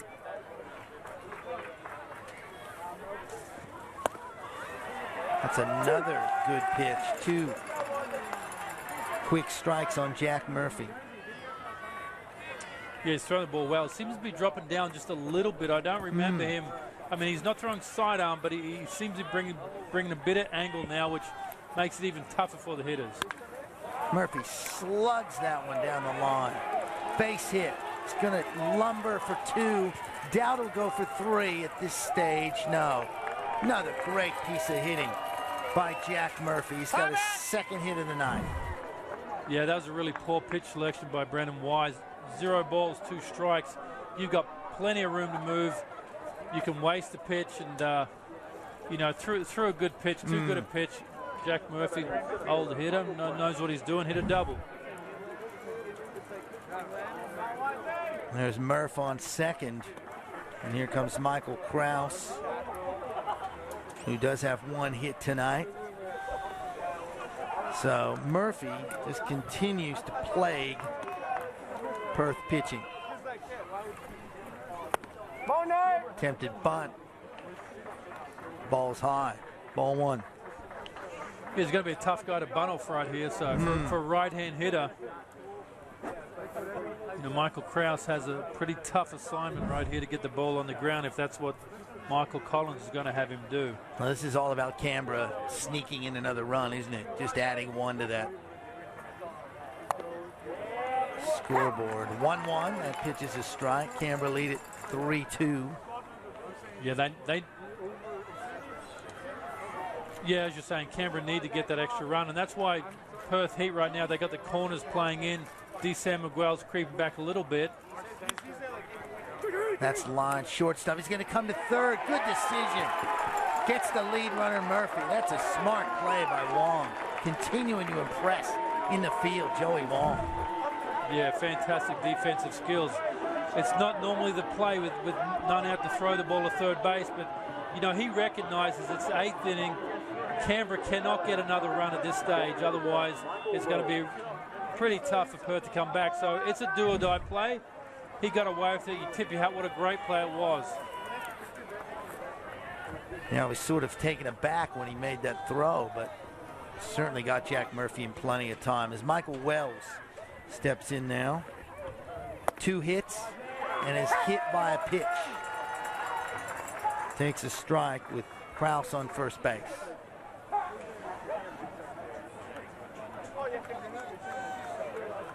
Seen some interesting plays here tonight. Some errors, some double plays, some quirky decisions that have worked out as that fouled out of play. Yeah, it really has had everything. I mean, great defense, some good hitting, some good timely hitting, some great pitching. Really entertaining game all around. Game 2, of course, tomorrow, and if necessary, game 3 on Sunday. Here's the pitch to Wells. Ball 1-2. Another 0-2 pitch he kind of got away with. Not a real good pitch, kind of up in the zone. Didn't really serve any purpose. So see where he goes after this. That's a good pitch. Good job by Wise as he gets Wells, fools him on that one. 2 down with the strikeout. Brings up Jason Sloan.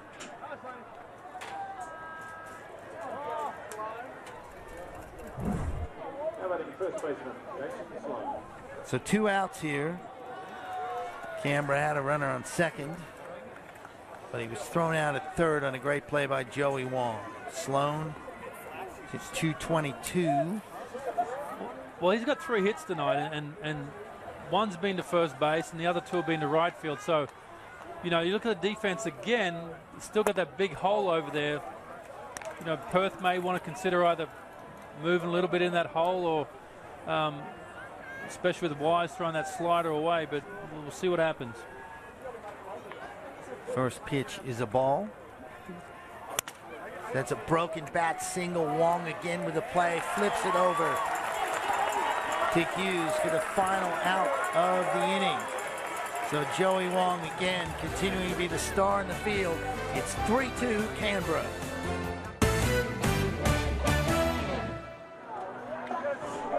Welcome back to the Be the Influence ABL Championship Series presented by ConocoPhillips, headed to the bottom of the 8th inning, and there's the Perth Heat bench as they look to get another run and even this thing up. They trail Canberra 3-2 in what's been an enthralling game, as Dave Nielsen alluded to last inning. A little bit of everything here tonight. Well, Perth have got the heart of their order coming up. They got Brendan Tripp, Luke Hughes, Matt Kennelly, Alan D-Sam Miguel. This is the inning they need to get it done. You know, they need to at least tie the game here and force Canberra's hand a little bit. On the flip side, this is a big inning for Canberra, obviously. And Clint Everts will continue on the hill. He had a really superb last inning. 3 up and 3 down, but now he's got to face Tripp, Hughes, and Matt Kennelly. Brandon Tripp singled his last time up. One of the best hitters in the league, led the league in hits, second in batting average in the regular season. Let's see what Everts does here, if he continues to throw fastballs or go back to the breaking ball. Well, after that last inning, you would think he has a few different choices because he threw the fastball great and the breaking ball. So I just keep an eye on Jack Murphy. I trust he knows what he's doing back there. He's been good all night. There's a little bloop single into left field. He led Perth in home runs, but didn't do it that time. But that's just as good right there, or close to just as good as he gets on base. Leadoff single. So now we got Luke Hughes coming up. This is where it's tough for a manager. You got a former big league player with power. One swing of the bat can put him ahead by a run, but the book of baseball says you bunt the guy over and put him in scoring position. So we'll see what happens here. Personally, I'm going to let Luke swing away and see what happens. Even though he's 0 for 3? Yeah? Most definitely. Well, let's see what happens. Looks like he's not swinging around a bunt as he takes a ball. So tying run, sorry Dave, tying run is on. Lead run at the plate in the form of Luke Hughes. See, the good thing about being up here in the box is you can make them predictions. You know, Steve, no one will hold Steve you to Fish it. down there in the dugout, they're the ones that people go see. So I'll leave that up to him, but that's my opinion. Let him swing the bat. Yep. Big inning, Dave Nielsen says, for the Perth Heat right here, and it started the right way with a Brandon Tripp single.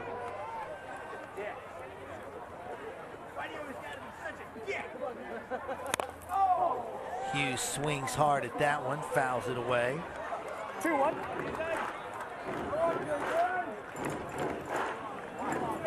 Two balls and one strike.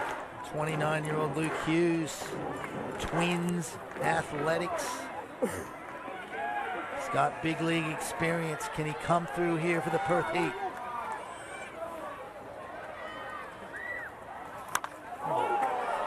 Fouled back. 2-2. Just looking at Luke's body language, he just looks a little bit frustrated to me. You know, he knows what he needs to do, he knows what he needs to think, and he's doing it, but his body's just not following him. So, you know, one swing, one pitch can turn that around, and he's just got to stick with it. Big pitch here for Everts, 2-2. Runner on first, no outs.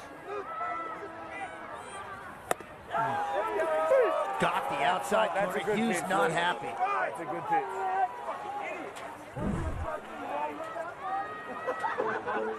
That's a pretty good pitch. You know, maybe a little bit outside, but you just got to tip your hat. He threw a great pitch there, and you know, now we're back to Matt Kennelly has to do something to keep the inning going. Frustrating night for Luke Hughes. Matt Kennelly now, who singled a couple innings ago. 296 he's hitting. Swing and a miss. Took a big cut at that one.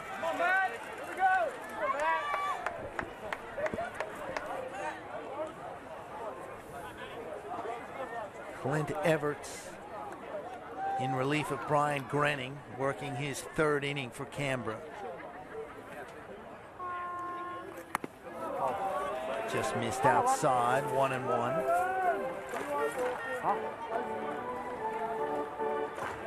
Kennelly looking down at the third base coach. Some sort of a signal, possibly, maybe bluff.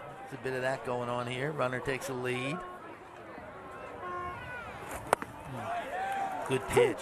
Strike two. Yeah, he's throwing the ball really good. He's got a good fastball, and you know that slider looks real electric. Coming out of his hand, it looks like a fastball, then drops off the table down and away. So, you know, if he throws two more of them, you'd imagine he's going to get someone out here.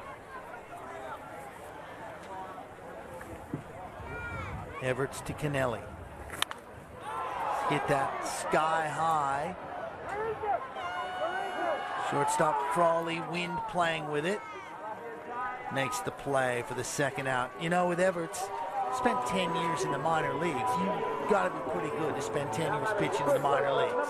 Yeah, you have to have some tools there for people to keep you employed. I'm sure he pitched possibly a few different organizations, but he did. You don't spend 10 years in professional baseball without some tools that excite people. And just watching him pitch tonight, obviously his fastball and breakball look fantastic. Alan D. San Miguel, he also has a frustrating night. Popped out to first, popped out to the catcher and walked in his last at-bat. So runner still on first. Tripp. D. San Miguel takes a breaking ball for a strike.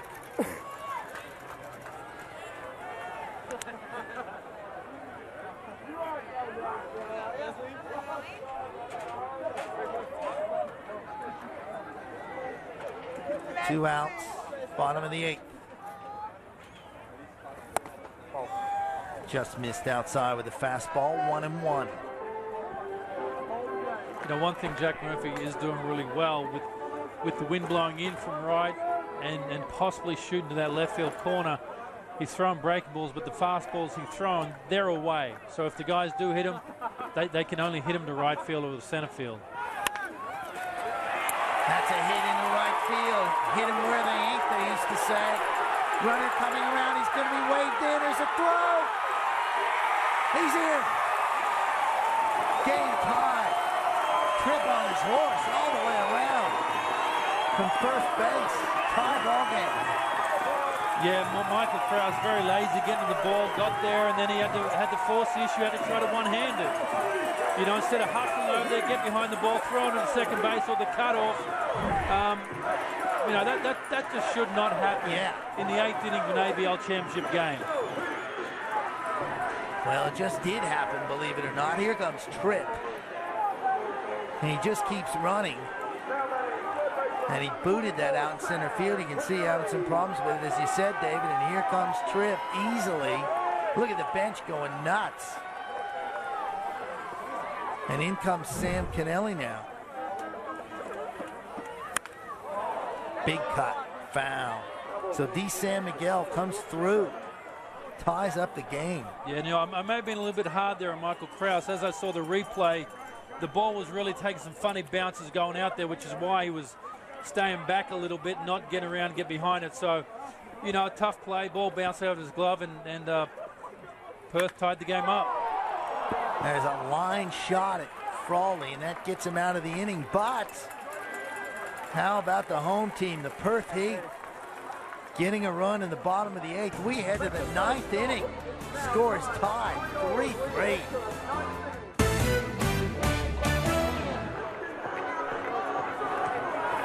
Welcome back. Here's what happened. In the bottom of the 8th, Alan D. San Miguel with a hit that Krause can't handle. And Tripp, Brandon Tripp on his horse, running all the way around from first. Look at the bench, fired up. Perth Heat tie up. Game 1 of the Be The Influence ABL Championship Series presented by ConocoPhillips. And we're going to the 9th inning, Dave Nilsson. Tie score, extra innings potentially on the horizon. Well, we got a new game, haven't we? It's been a battle the whole night for Perth. And this is what they do. This is what they've done the whole year. This is what they've done for 20 years out here in Perth. Ever since I've been coming here, is they just grind away, and you look up in the 8th inning or the 9th inning, and they're either right there or they're one run ahead. You know, so this has turned into a really good game, and, you know, the crowd's turned up a little bit. Can't wait to see what happens. Brendan Wise continuing on the mound for Perth. Aaron Sloan is the batter. And then the top of the order, Birdie and Warner after that. So 8 innings, and we're right back where we started. Tied, 3-3. 2 quick balls from Wise. Steve Fish pondering a move at some point. And just like that, bang, it's a walk. Not a great way for Brendan Wise to start the top of the 9th. Yeah, as a manager, you're sitting there and you're excited that your team's tied the game up, and you're starting to map out the rest of the game. Who's going to pitch if we do that, and who's going to pitch if we get a run or fall behind, and next thing you know, you've walked the leadoff hitter. So, you know, now the momentum's back for Canberra. Steve will just be sitting there and just scratching his head, and they'll be playing for defense here. Sam Kennelly should be playing in at third base, looking for a bunt. Well, interesting, because Birdie, who's not had a good night, he's 0 for 3, but he was 3rd in the league in batting, 309, 4th in hits. You know, that really surprised me. I don't know whether they're not batting because Aaron Sloan doesn't run good at first base. or whether he just has a lot of confidence in John Birdie to swing the bat, because again, he's been doing that all year as well. Yep. Might be a little of both. I think you're right. I don't think Sloan is Usain Bolt down there at first, and Birdie probably is due at some point. Probably Michael Collins is thinking, here's a pitch. Grounded through. No, nice play. Will advance the runner. It's a good play by Luke Hughes. I thought that was going to sneak into right field. He did a great job with that. Yeah, it's good to see Luke make a great play like that. It's his second good play of the night, and especially coming off a tough at-bat where he struck out to keep his head in the game defensively. It shows his experience. Certainly does. He was really shifted over towards second base, had to go deep into the hole to make that play, and did it well. But Sloan does move over to second. I'm wondering, I was thinking maybe a pinch runner, but you know what? Canberra doesn't really have much of a bench, only a couple of field position players on the bench, so we're probably not going to see that at this point. And I think that's why the manager, Michael Collins, didn't bunt, because he knew that even if he did get Aaron Sloan to second base, it's still going to take at least one hit to score him. So good managing. Ben Warner now steps in, takes a strike. So we've got Sloan down on second, one out, Warner at the plate, and Casey Frawley on deck for Canberra. Top of the ninth, seen their lead disappear. It's 3-3. Another pitch with good velocity on it. Yeah, he's throwing the ball really, really good. Really good, great fastball. That arm angle makes it so tough on right-hand hitters. If he could throw a good slider right here, it'll probably be lights out for Ben Warner. 0-2 pitch. Wise learned his lesson. He went way outside with that one. Well, that's a good miss. You know, 0-2, you got plenty of room. If you're going to miss it, miss out of the zone. Just waiting to see where he's going to go with this one after going away. Whether he's going to try to come back in with a fastball or throw that good breaking ball away. Warner fouls that away. Well, he got away with a mistake there. He tried to throw the breaking ball, and it just floated through the middle of the zone. Ben Warner stayed on it, and he's probably a little disappointed, didn't do more with it. Well, better hitter, no offense to Warner, better hitter may have made him pay for that. Warner struggling a little bit at the plate this year. Don't want to do that to one of the other hitters. That's a ball. Yeah, that's a good pitch after that breaking ball. Now he can really go wherever he wants. He's thrown a fastball in, makes the hitter aware of it. He can come back in again, double up. That's always tough for hitters, but now he's moved their eyes a little bit and go away. 2-2 count. Strike three, struck him out. Good work by Brendan Wands. 2 away.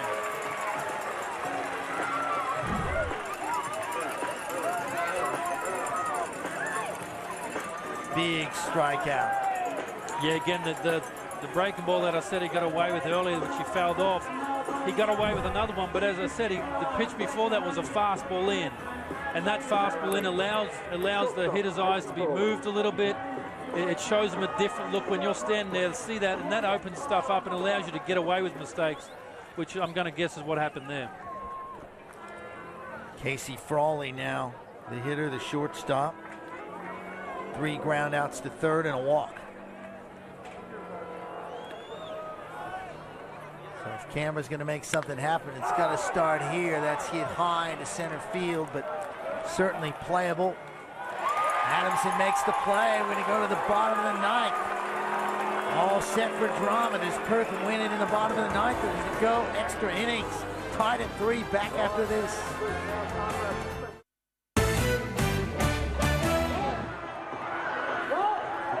Welcome back to Game 1 of the Be The Influence ABL Championship Series presented by ConocoPhillips. Big drama unfolding here at the Barbagallo Ballpark as we head to the bottom of the ninth. The score, Perth 3 and Canberra 3. Of course, we want to thank our sponsors, ConocoPhillips, Be The Influence, and Westpac, all part of making this happen, and it has been a tremendous night. You can see the excitement on the Perth dugout. You can hear the crowd, which has really come to life. Yeah, I don't know if you can hear the crowd, how much excitement happened between innings there. They're up dancing, they're bouncing around.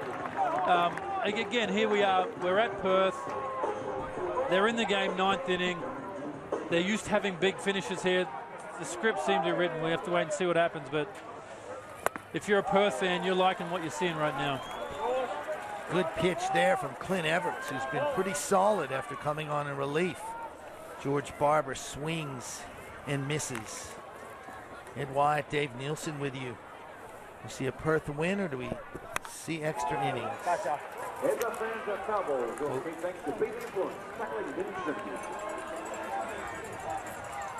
Canberra finished way behind Perth in the standings, but so did everybody else. And of course, as Dave Nielsen said, this is the postseason. This is not the regular season.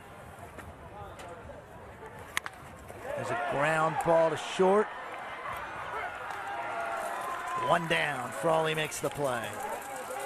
Yeah, that was a nice play with Barber's speed and being out there all night in this wind. You know, he made that play look pretty easy. Looks routine, but throws off balance. Nice play. Corey Adamson 0 for 3 tonight with a walk, has struck out twice. Frustrating night for a man who hit .311.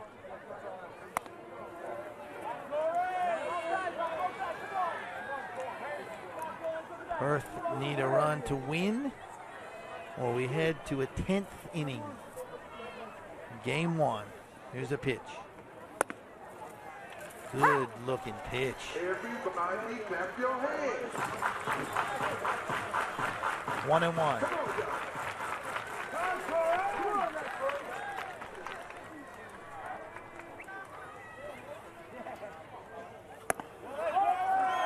That got away from Everts. 2-1. 2-1.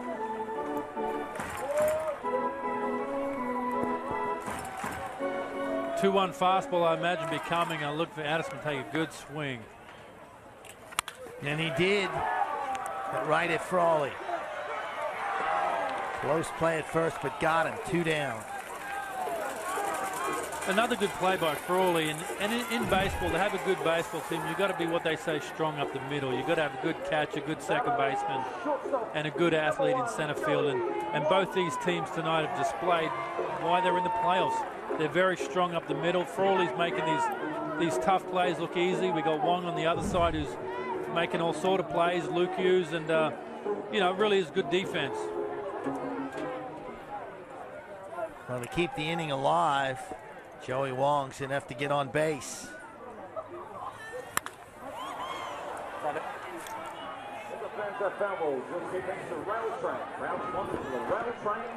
Wong only hit 2 home runs this year, so it'd be a big reach to see him, you know, walk-off home run here. Probably thinking more of a singles hitter. Swings at that one, so quickly falls behind. No balls, 2 strikes on Joey Wong. Well, he's got that tool of having good speed that not many people have. So, you know, he can hit by pitch, easy ground ball through the hole or something. He can steal second base. It's just like hitting a double. Oof. That had some smoke on it, that pitch from Everts. Really settled down, hasn't he, after that? As you said, David, after he came out of the bullpen and was thrown in that tough situation, he's really been fine. Yeah, he's thrown the ball. He's thrown the ball really good. Wong stays alive.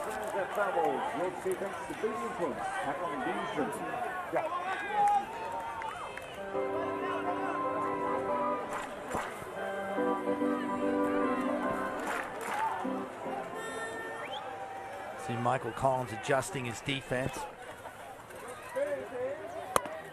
And got away from Everett. 2-2. Well, Wong's late on a lot of the fastballs, and with the wind blowing in from right, shooting left field, you know, Michael just want to make sure that you got that left field line covered with Wong's speed.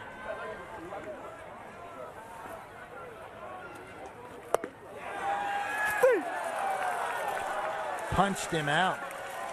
Don't drop it all here. Goes down. Not real intelligent dropping it like that. Tough call. Don't drop it like that. But that's it, and we are going to go to extra innings. We're going to quickly throw, before we get to the extra innings, let's throw to our sponsor message. Ed Wyatt, Dave Nielsen with you here on ESPN. We're heading to the 10th inning because we've seen a tremendous comeback by the Perth Heat, but they couldn't do it in the bottom of the ninth, so now we move on. No, some good pitching by the Canberra Cavalry pitchers. And it's going to be interesting. Brandon Wise is still out there, and he's throwing the ball really good. So with the wind blowing in from right like this and blowing from center, it's a pretty tough night to score runs. We could be here a while. But as they say in the dugout, when you're professional baseball, you don't get paid for overtime. So everyone's out there trying to finish this as soon as they can. Well, it'll be interesting because this game has had sort of its ups and downs, and Canberra had the ascendancy early. Perth fought back, but now we're starting over, really, aren't we? Yeah, most definitely. For me, Perth feel like they have the momentum. You know, they battled through. Canberra got the early lead. They played well, but even though the score is tied, I feel like Perth have a lot of momentum going in the extra innings. Jeremy Barnes steps in against Wise. We're into the 10th inning here of a 3-3 game.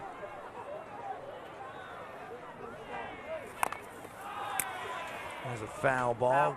It's a Big Influence ABL Championship Series presented by ConocoPhillips. Game 1, best of 3 series, and again, extra innings game could really carry over into that day tomorrow. You know. Well, the way it affects Game 2 and possibly Game 3 is the bullpens. Yep. You know how the pitchers are used. You know, are they stretching them an extra inning here? Does that affect them?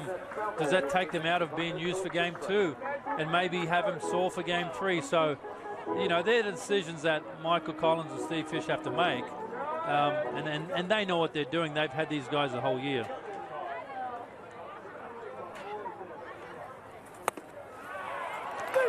Nice work from Wise. Barnes feigned surprise, but I think he knew that was a good pitch.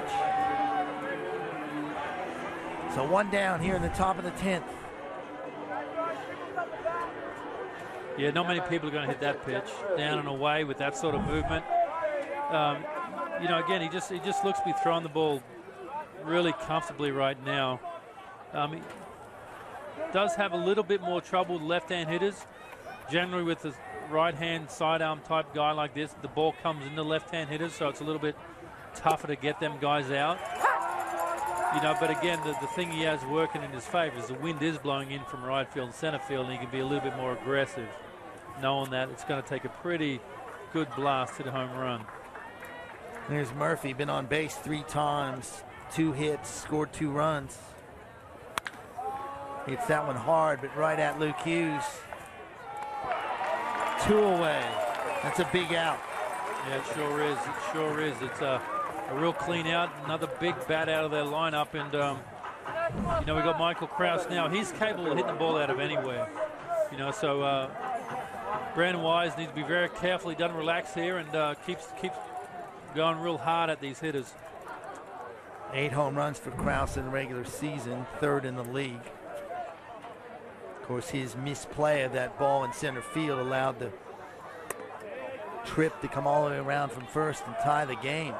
Yeah, and the more I see that play, I see how much of a tough play it was. Yeah. You know, the first time we saw it, it looks like he was just kind of dragging over there a little bit, but you know that ball was really taking some tough hops, and he was trying to get the right hop. So swinging a foul tip.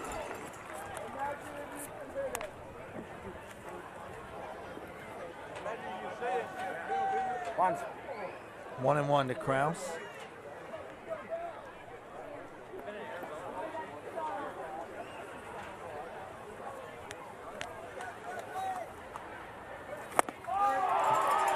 Wise got him a high fastball, strike 2, good pitch. Got him chasing the high, hard one. Krause knew it too. See, 0-2, he's got to be real tight with this pitch and get it out of the strike zone. Struck him out. 2 strikeouts for Wise. Nothing for Canberra in the top of the 10th. We go to the bottom of the 10th with the score tied, 3-3.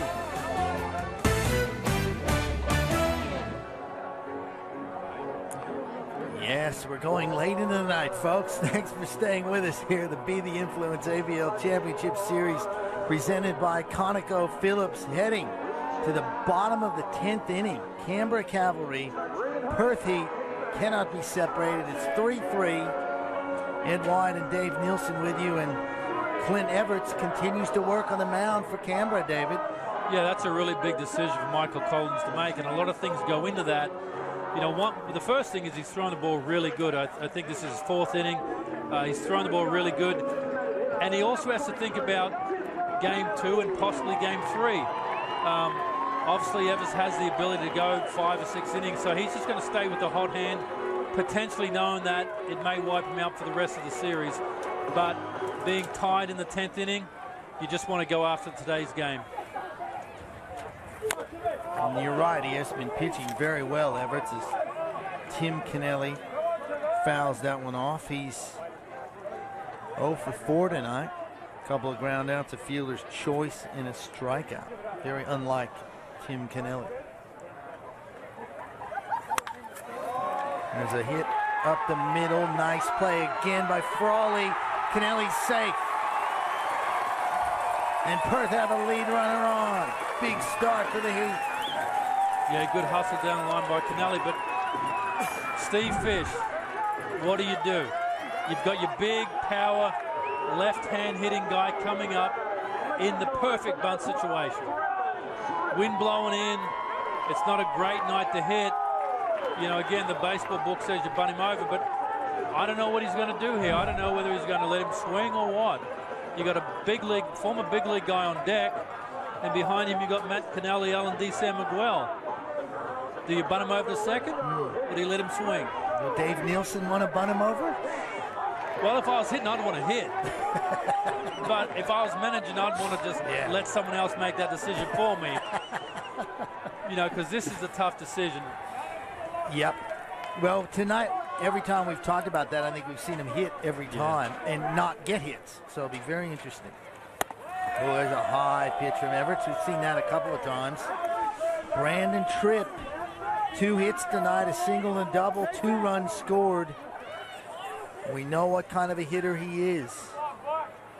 He can hit home runs too. A big, big moment for Clint Everts here. That's hit hard into center field. Back in the warning track, makes the catch. Now he crushed that ball. It is fair to say any other night of the year potentially, that's a 2-run home run walk-off, and all the Perth players are home plate jumping on top of each other. But on a night like tonight, like we've said, the ball ain't going anywhere. Rouse gets back and makes it right on the warning track with relative ease. So you're right, Dave. Just look at Tripp. Yeah, that's as good as he can hit a ball. Oh, you'd be filthy, wouldn't you? As Luke Hughes steps in now, 1 out. Runner still at first, Tim Kennelly. The difference with Luke and the right-hand hitters, if they hit a ball down that left field part of the field. There's a struggle at first, but Sloan recovers to make the play. It does advance the runner, but they're 2 outs. Sorry, David. Well, it doesn't matter now, but what I was saying is the right-hand hitters, they actually have the ability to hit home runs because the ball can shoot down that left field corner. But, you know, Luke tried hitting the ball the other way through that big hole, and Perth got there going in second base. So, you know, base hit, you would assume, is going to give Perth Heat victory in game 1. But it's not that easy. You got Chip on the hill, throwing the ball very good. So another one of the Kennelly brothers, Matt, is up. Hasn't had a great night, but I think just watching him, I think he's been swinging the bat pretty good from what I've seen. The pitch has been really tough against him. So here we go. A single possibly could win it for Perth. Tim Kennelly on second. Matt Kennelly at the plate. It's going to be very hard to score on a base hit to right field because with that wind playing in, it does allow the right field to play shallow. So we'll have to keep an eye on that.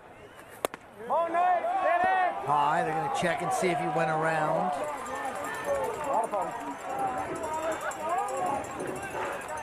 I don't think he did. Going to make the count 1-1. 2 outs, bottom of the 10th. Perth have a runner on second base.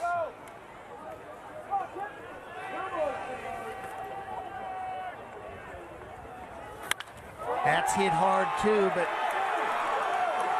again, back goes Krause, and he makes 2 big outs in this inning.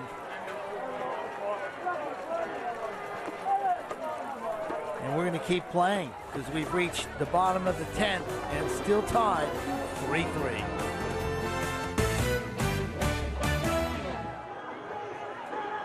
Welcome back to Barbagallo Ballpark in Perth. Game 1 of the Be The Influence ABL Championship Series presented by ConocoPhillips. People are getting their money's worth, Dave Nielsen. We're heading to the top of the 11th inning. It is Canberra 3, Perth 3. It's going to be the battle of the bullpens moving forward. Brandon Wise is still out there, and again, as I was saying, when they're throwing the ball this good, it's tough on the manager to take him out. You know, it's game 1. You want to try to get that game 1. It's an important game, so you're going to stick with the hot hand, even if you do have to maybe stretch him a little bit more than you'd planned on coming into the game. Well, Brandon Wise still on the mound. He's pitched very well. 2 strikeouts in the last inning. And he'll face Michael Wells, the designated hitter. A couple of hits tonight, but struck out his last time. Tied at 3. Fouls 1 back.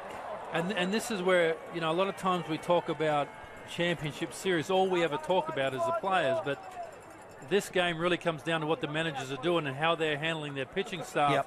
There's a great chance that with Brandon Wise, he's going to be done for the series. Just the fact he's going out there and throwing this many pitches. So that's a pretty big call by Steve Fish, and you don't really talk about the managers much, but this is that one time where they really come into it. And of course, this series, 3 games potentially back to back to back rather than days off, but you get in the majors sometimes, so that makes it harder. Strike 2, 1 ball, 2 strikes. It's the longest game you ever played in. You remember? You don't have to answer right away. Think about 18 innings. 18? Yeah, it was a playoff game too in 1990 at Stockton, California. Right. There's a grounder off the turf. Wise makes the play. 1 away. Yeah, pretty good play. You know, it seems the more he's throwing, the better his sinker, his fastball and slider are getting, and Wells just beat that into the ground. Nice, easy play. Straight up. Good job by Wise. Bang. And as silly as this sounds, as small as this sounds, as a catcher and a former manager, you watch to see how pitchers actually field bunts and easy plays, whether their throw to first base is erratic or whatever. And you see whether they're losing that little bit of fine touch in their fingers. And Wise threw that ball to first base really easy, which shows me he's actually feeling better as he pitches more. Jason Sloan takes a strike as Wise continues to paint the corners here in the 11th.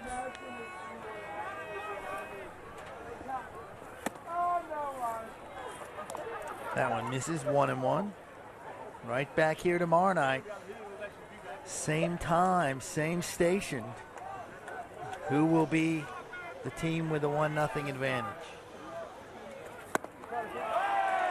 Sloan swings at a bad ball. He knew it. Strike 2. Well, we saw that last inning, that 2 balls crushed into center field, not going to go out anywhere. So apart from a ball going down straight left field corner, you're not going to get a walk-off home run, which means it's going to take 2 or 3 hits or a big error by somebody. You know, right there. There's an error. Tough hole.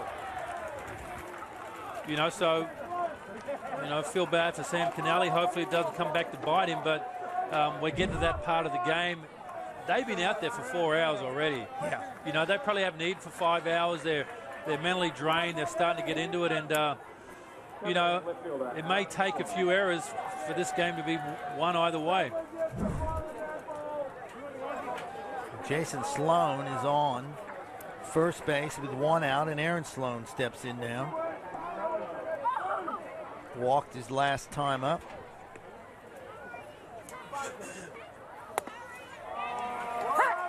Strike one.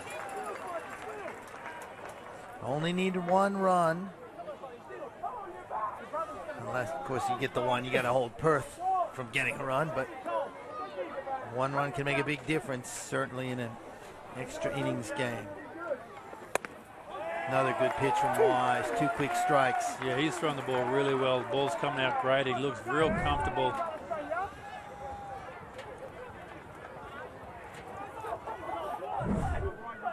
Good stuff.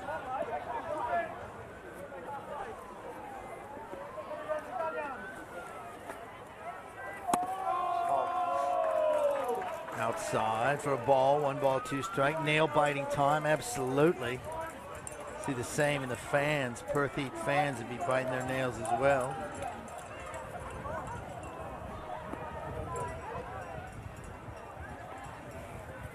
One ball, 2 strikes. Way outside. 2-2. 2-2. You know, Michael Collins may even play a bit of hit and run or send the runner, get a bit of motion on the fact that he thinks Brandon Wise may be around the zone, and Aaron Sloan's going to make contact just out of double play. He might try to push the envelope a little bit. Oh, look out. Reached out there and lined one into the crowd. Always got to pay attention to the ballpark, don't you, David? Always got to pay attention. Yeah, you sure do. Of course, if you do, you might get yourself a souvenir you can take home. 2-2. Top of the 11th. Tied at 3. Game 1. Got him.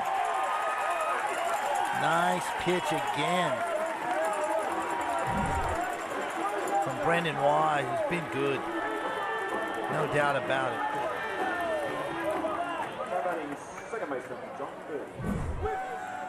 Here comes John Birdie now 0 for 4 tonight. He was also hit by a pitch, which does not count as an at-bat.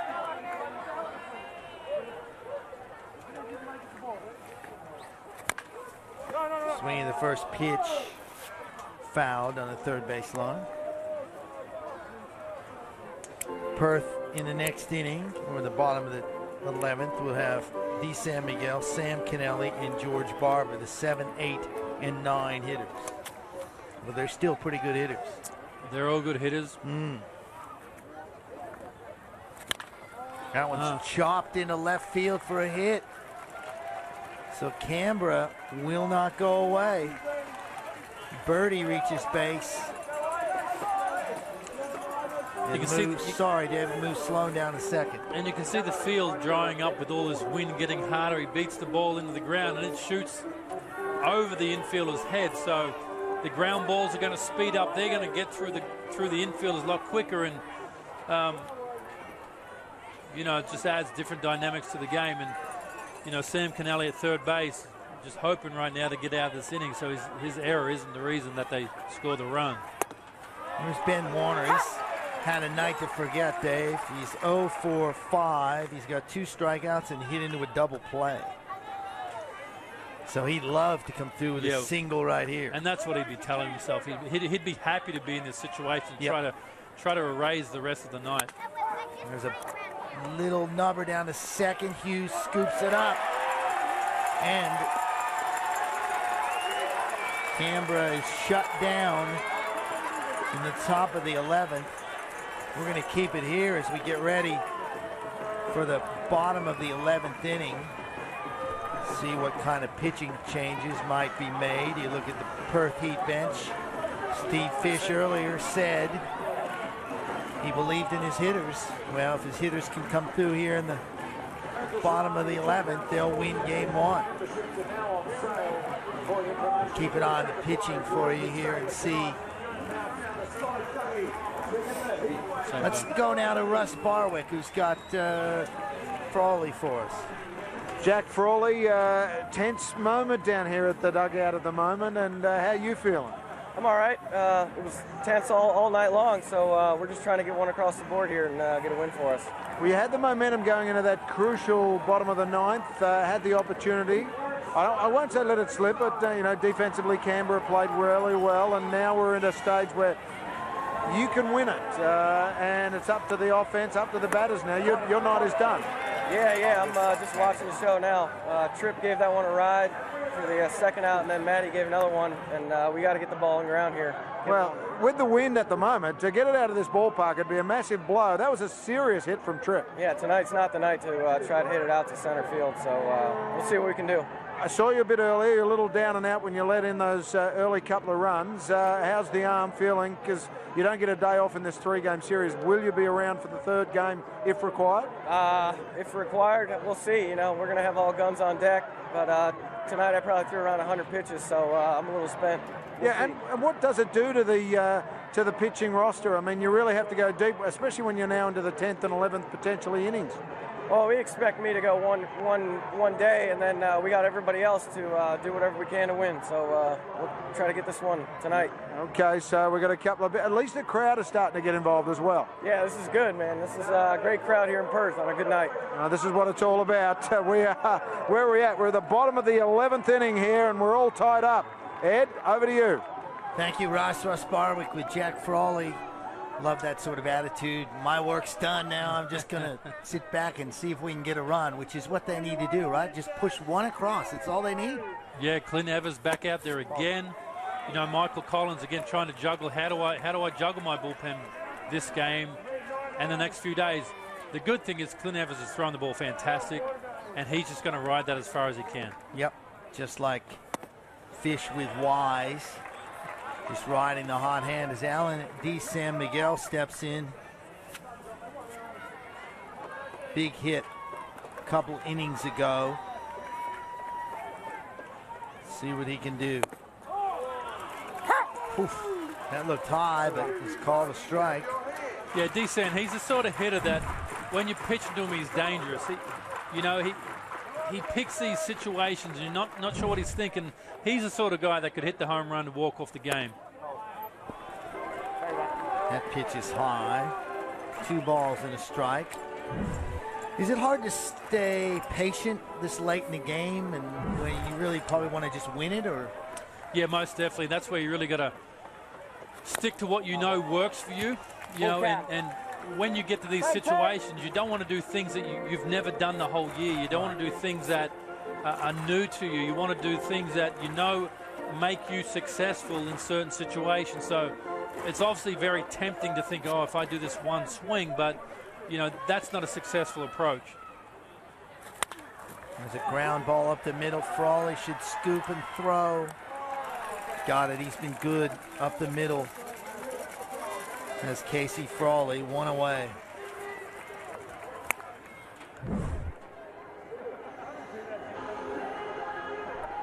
So D. San Miguel goes down, and here comes Sam Kennelly, 18-year-old. Frawley did a good job picking that ball. Just a real simple ground ball, but it had a lot of spin on it. And again, from this wind all night, you can see the ground hardening up and the ball just taking these little spinny bounces everywhere and keeping the infielders on their toes.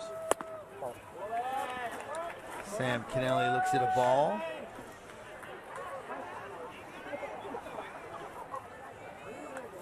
Been on base twice tonight, a hit and then hit by a pitch. Ball. That's low.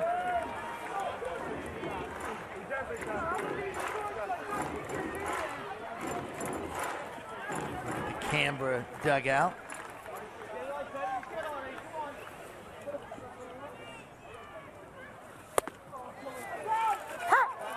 Strike 1, 2 balls, 1 strike to Sam Kennelly. Bottom of the 11th, 3-3. Canberra dugout hanging on every pitch because they know one bad pitch could be hooked down the left field corner and they could be going home. So, you know, they're hanging on pitches more so than the guys in the Perth dugout. They're relaxing, they're catching their breath, getting ready to maybe play defense again if they have to. There's that Everett's pitch that gets away from them a little bit. Swing and a miss. 3 balls, 2 strikes. That looked like Kennelly trying to win it with one swing, didn't it? Yeah, he did. That's exactly what we're talking about. Why not? Struck him out. Good work by Everts. So 2 down for Perth in the 11th. George Barber steps in. He's been on base once with a hit. 1 for 4 tonight. Yeah, the game's really starting to take a different direction.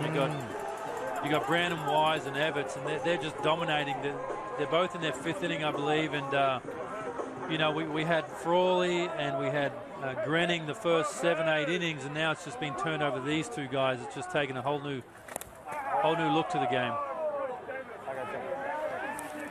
Showed bunt there, and Murphy caught that ball off his wrist. Not getting any sympathy from the 5 or 6 Perth fans in the front row, been yelling at him all game. That's just all part of the trade. Certainly is. You would have had a few of those injuries, I'm sure, on a daily basis probably behind the plate. It's a tough position to play, Dave. Yeah, unfortunately. Don't need me to tell you that. Yeah, it wears you down. It wears you down over a long season. You get a lot of little nagging things that just don't go away. Yeah, I could imagine. 1-1 is the count on Barber. 2 outs. 2-1. Looks at a ball. 2 balls and 1 strike. Adamson on deck. Barber doesn't do anything. We're headed to the 12th. Nice play by the 3rd baseman Barnes. Scoop by Sloan, and that is it for the 11th. We're going to go to the 12th inning. The score still tied 3-3. Welcome back to Barbagallo Ballpark here. We are heading into the 3rd extra inning, top of the 12th, and it's all tied up here, of course. I can tell you down here at the ballpark level, it is getting very, very cold. Earlier on this afternoon, we were in the low 30s, and that was when most people would have turned up. A lot of people in shorts, but I can tell you they are reaching for the blankets, and that would be really influential on the pitching roster and also on the bullpen. They're trying to keep warm over there in the background at the moment, trying to get themselves into some sort of form before they might be required, especially by the Perth Heat, who are trying to close this one out in front of their local crowd. But Dave Nielsen, you've been here 1,000,001 times in a ballpark like this, and the weather changes significantly. I reckon it's dropped about 15 degrees since the start of this particular ball game. Yeah, no doubt. There's so many different dynamics when you play extra innings, and you know, to win a championship, you have to overcome a lot of different obstacles, and some of them that you know what they are, and some of them you don't. And this is one of them. When all these ball players come here today at 2:30, 3 o'clock to get ready for Game 1, they didn't think they'd be here at 10:30 Western Australian time, playing in 15-degree weather. You know, they were out here in shorts and T-shirts today. Now they're battling the cold on the other side of a 4-hour game. New pitcher for Perth is Scott Mitchinson, 29-year-old Australian, originally signed with the Phillies, spent 6 seasons, 4 with the Phillies and 2 with the Oakland Athletics. This is his 2nd year with the Heat. 3-0 as that broken bat single goes down to first. Tough play. Mitchinson can't hold on. Frawley's on. Tough play. Yeah, very tough play. You know, it's tough play defensively because it was a jam shot, which means the ball off the bat doesn't come off normally. It comes delayed, has a lot of spin on it. Luke Hughes was playing up the middle, so Alan D. Sam Miguel, the first baseman, had to go for the ball, which then means Mitch has to cover. Tough play. Probably hopes to do it 10 times out of 10, but it just doesn't work out that way. So first batter on as Jeremy Barnes steps in now. So dangerous times here from Mitchinson. This could be playable. Let's see. Just gets into the crowd. Barnes, Murphy, Krause, Wells. You see some Canberra fans who made the trip. Airport, we saw groups of Cavalry fans flying in today, which is great to see. Yeah, they go everywhere in the orange colors. You can see them wherever they are, and you know, full credit to them as we're talking. I think it's about 1:30, 2 o'clock their time. You know, so they're really doing a good job just being out here. Barnes thinking about a bunt, but he got that horribly wrong, so he's in the hole. No balls, 2 strikes. And there they are. And I think it was mentioned to us early night that there's a lot of viewing parties back in Canberra. Yes. You know, so to all the people back there that are still hopefully watching on ESPN, you know, big shout out to you guys, and thanks for tuning in. They're probably sick of us by now. 12 innings. Their cavalry have been very good tonight. There's a ground ball to short. Possible double play. Yes, indeed. Pitcher's best friend strikes again, David. Yeah, as I said earlier, to be in a good team, a championship team, you've got to be strong up the middle. And that's exactly why Joey Wong to Luke Hughes, Alan D.Sam Miguel, you know, turns a tough situation into double play. Nobody on base, 2 out. There we go. Look at that. Great scoop by D.Sam Miguel. Good throw by Hughes. And a play like that gets the crowd back into it too. You know, it's one thing to get the guys out, but to have a real exciting, well-turned double play, it doesn't just bring the crowd, it brings your teammates back into it. Here comes Murph again. Jack Murphy steps in. He was trying to do the same thing that Sam Kennelly was doing. Jack a ball out of the ballpark, but yeah, look, he's probably strong enough to. You'd have to probably hook it down the line or hit maybe a 3-iron, but if he gets it up in the wind, it's not going to go out anywhere.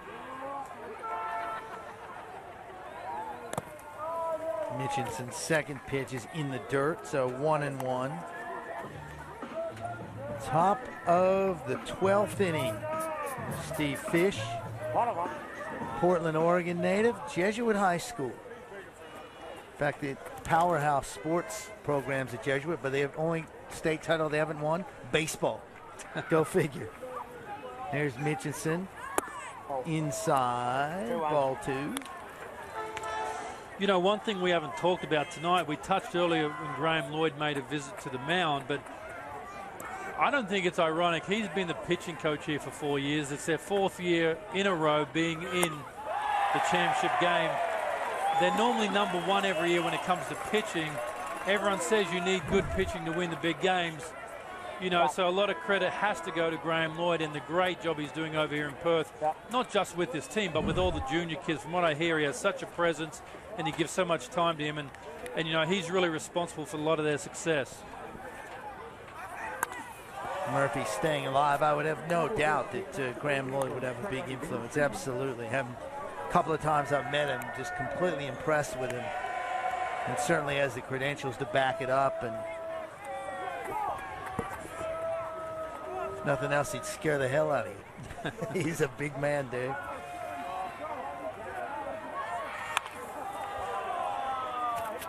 Murphy continuing to get some wood on it, but fouling it away. 2-2, 2 outs.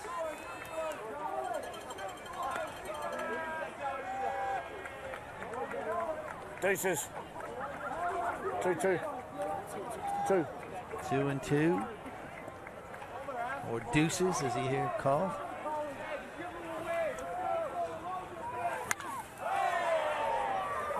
Again, Murphy fouling it off as a good hitter. It's going to make you earn it if you're going to get him out.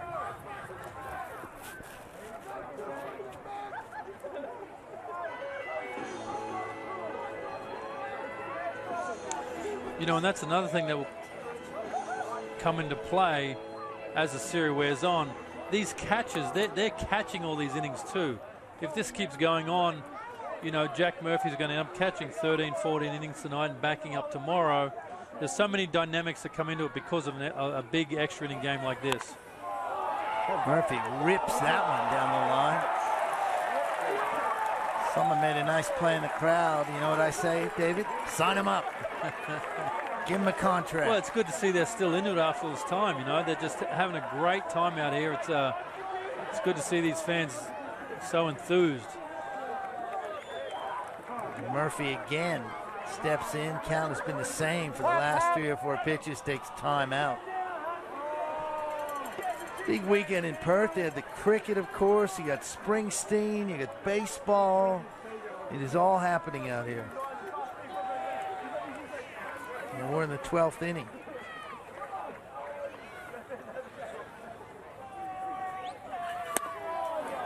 And that pitch is low, so Murphy's worked it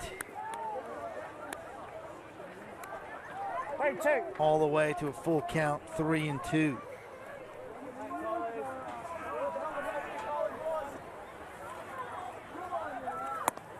Look at that. That is a great piece of hitting. Yeah, it is. I don't know whether that's one of what they call an unintentional intentional walk or, you know, obviously Scott Mitchison pitching to Michael Krause is a lot better matchup for him. But I just don't know with the wind playing the way it is, why you wouldn't just take your chances. We saw what happened, I think, 2 innings ago with Brandon Tripp and Matt Kennelly, the way they hit the ball. It's just not going anywhere, so.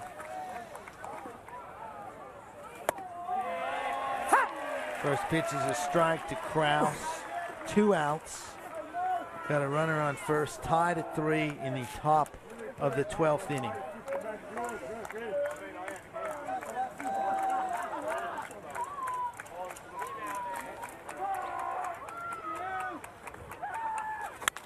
That's hit well. That's going to drop for a single, so Murphy moves to second, Krause down to first. So Canberra have a runner, albeit not a very fast one, in scoring position. And I've said through the broadcast that Michael Wells, 41 years old, he lives for this situation. He's an old veteran hitter, and when guys are on base, this is what he's here for. So, you know, here we are, and he's up. You know, this is why he's in the league. This is why he's on their team, and this is his bread and butter. There's Graham Lloyd, pitching coach for the Perth Heat. He'll watch Scott Mitchison throw to Michael Wells, who runners on first and second.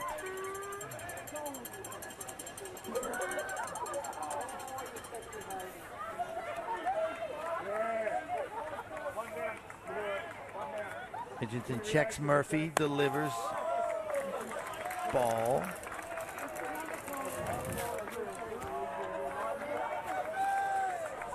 Now a little more tension in the Perth dugout. Wells steps in against Mitchison.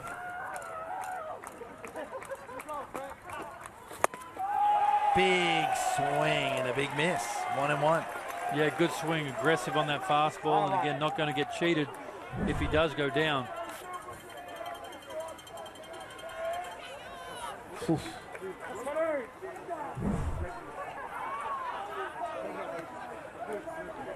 One and one, Mitchison to Wells. Strike 2, another big cut.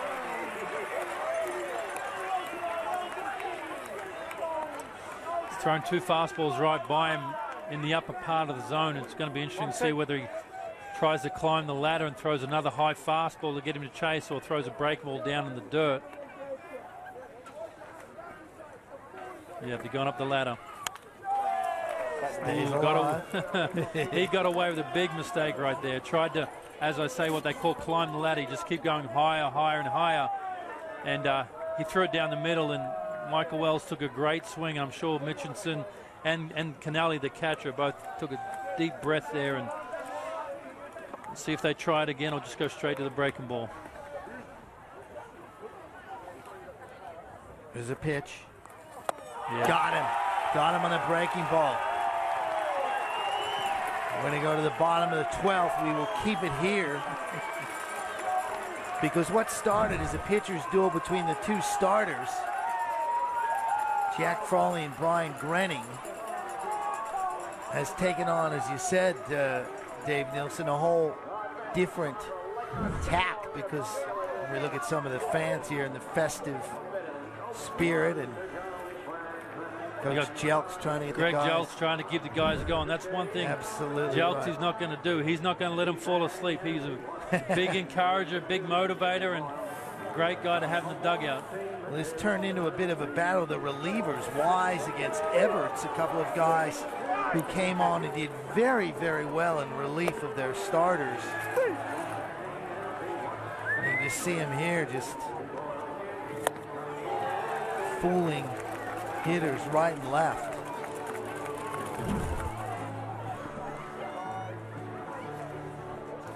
That was Clinton Everts, of course, for Canberra. And now here's Wise, who really, David, stepped in and did really, really well. Yeah, all the relievers done a great job in just striking a lot of guys out. You know, for some reason this is happening. It happens in a lot of games. I don't know whether it's the weather change, the wind or whatever, but the pitches are totally dominating. You can see the hitters look a little bit, you know, helpless. You know, I don't know whether they're just throwing the ball good, whether it feels good to be on the mound at this time of the night, or the mound just is working real well for the pitchers. But it looks like it could be here a while the way we're going. Well, Canberra is going to go with a new pitcher, Sean Toller, 26-year-old American out of Manchester, Missouri. 1-3 in the regular season. ERA under 3, 19 strikeouts. Second year with the Cavalry, so not bad statistic, but he's going to have to face, again, a pretty powerful Perth lineup here in the bottom of the 12th. Starting with Corey Adamson. Yeah, well, as you were referring to, Sean Toller's now in, and again, he's their closer. You know, I think he's led the league, or he's tied this league with 11 saves this year, and he's the guy that you bring in late in the game when you got that one-run lead. So, you know, Michael Collins is letting everyone know, I'm going to throw my big horse out there, and we're going to try to shut you down and see how long we can take this. So this is a big move by Michael, because he's going for it in every way. If this backfires, he's going to be short and pitching in all different parts of the game. So a pretty courageous move, and we'll see what happens. Well, it will be Adamson, Wong, and Kennelly. Tim Kennelly with Brandon Tripp, the fourth batter, should any of them get on base. So big guns are up. If Perth's going to make something happen, you think this would be the opportunity. We see Graham Lloyd on the phone out to the Perth bullpen. Yeah, the managers and the pitching coaches, you know, this is what they get paid for. Graham's down there. He's trying to not just look at next inning. He's looking at 2 innings from now, 3 innings from now. Yeah. Who's going to throw the 7th inning tomorrow? Who's going to throw the 8th inning tomorrow? So they're going through all these things in their head, and they find out a strategy they want to do, and they see what happens. And, you know, they're hoping for a home run or 1 run so they can, you know, not have to worry about that stuff moving forward. From Michael Collins' point of view, with Toller out there, because he is a closer, if he is to fail, he'll want him to do it early. You know what I'm saying?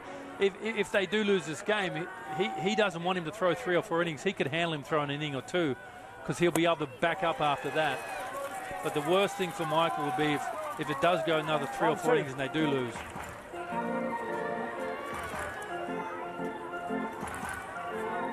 Toller looking sharp here. Canberra guys got to be tired, David. 1:30 in the morning Canberra time? Or does adrenaline got you now? Well, I think adrenaline takes you so far. You know, we're not in the dugout. I've said several times during the broadcast, I saw them 2 weeks ago, and I thought they looked tired then. Yeah. You know, so, you know, they were dragging a little bit. So, I don't know, maybe they need something like this just to keep them going. I'm not really sure, but, but to answer your question, this is a huge challenge for them. They're playing, you know, their body clocks are saying it's 1:30 in the morning. Yep. Toller's pitch outside, 2-2. And with the guy, I mean, when you're playing in the majors, you grab a cup of coffee or a Coke or something in a long game like this, or no? Well, obviously you have access to your locker room. You have a lot of things, you know, coffee. I don't know about Coke, but no. But you know, you have energy drinks. You have some good healthy food up there. You can access. You know, good sports bars you can nibble on during innings. You know, but again, there's so many obstacles. That's a strikeout for Toller and Adamson as Joey Wong now steps in. So other than patches, Perth's offense has been held in check, really, by this Canberra Cavalry pitching staff.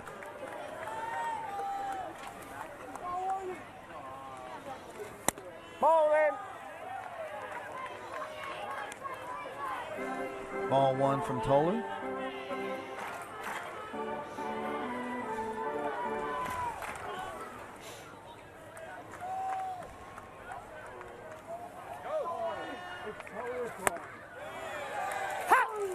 Strike on the outside corner. Yeah, very close pitch. And the guys that we haven't spoke a lot about tonight because they've done a brilliant job and we don't notice them are the umpires. You know, and we forget that they've been standing out there in now what is a cold night, you know, for the last 4.5 hours. So, you know, even for them to stay sharp, it's really challenging. They're playing both sides of the ball. You know, they don't get that half inning to go sit down. So, you know, you hope the game isn't decided by a bad call, but it's a very challenging time for them right now. And, you know, especially hopefully the home plate umpire can keep that concentration up. Got him. Toller strikes out 2 in a row. Brings up Tim Kennelly now. Just wonder if Perth's going to be able to get anything going here. Suddenly they look less likely than Canberra. Well, good pitching will do that to you. You know, they brought on their best closer, one of the best in the league, and the reason why he's one of the best because this is how he makes hitters look. He makes them look bad. Yep. You know, you just got to keep your focus and just keep plugging away and hoping something happens good for your club. Kennelly swings the first pitch, fouls it away.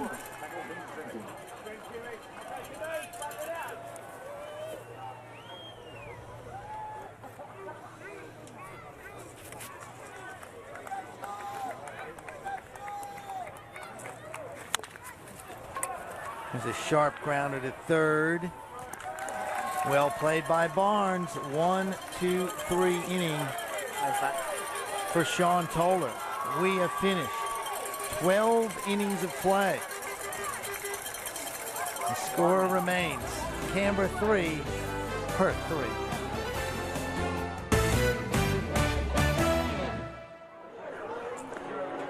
Magello. Welcome back to Be the Influence ABL Championship Series presented by Conoco, Phillips, Ed White, and Dave Nielsen. Still awake, Dave?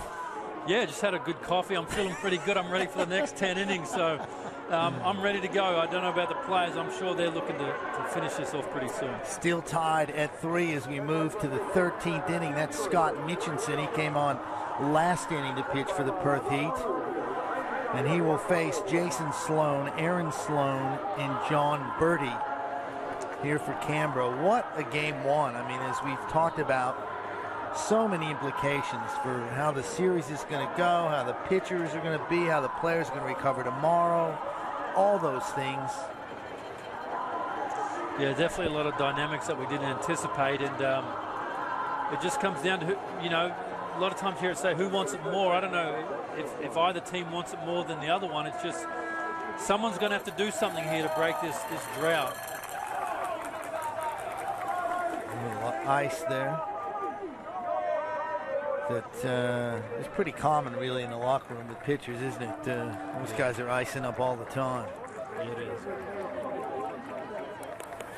That hit Jason Sloan. So Mitchinson hits him and puts the first batter on. That's the 4th hit by pitch we've seen tonight. I don't know if I know they keep stats like that, but that seems like an extraordinary number of hit batsmen. Jason Sloan is on. Aaron Sloan comes up to bat.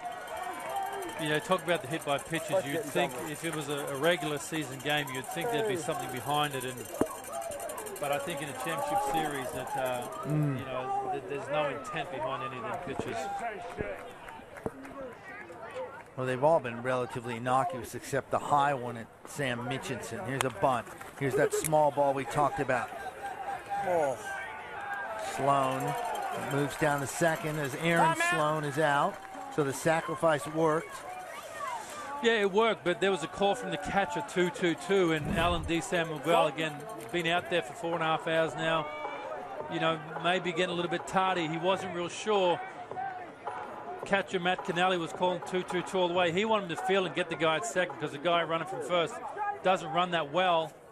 And, you know, that's a big swing in the whole game right there. You know, it doesn't show up on the scoreboard, but instead of having a guy at first, one out, now a base hit, potentially puts Canberra ahead. And can Canberra get those runs in? They've had trouble doing that. Partly, I think, possibly, the lineup is loaded with some big guys that don't run that well, really. Murphy, the Sloans, and I think you get these guys on base, you're going to really have to hit to get them around rather than rely on a stolen base or something like that. But here comes Birdie. We know he can hit and run. Singled his last time up. That's a strike. You know, it's a good point. You know, the way they line up is they do have a lot of guys who swing the bat really well and don't necessarily burn up the base pass. They have a couple guys run well, but the balance of their team isn't done around speed. Well, we've seen a pinch runner. They had a look at him, Sam Thornton, number 7. So he's come on to run. There he is. Played some ball at Fort Hays State this season in Kansas. Came back to play in Canberra.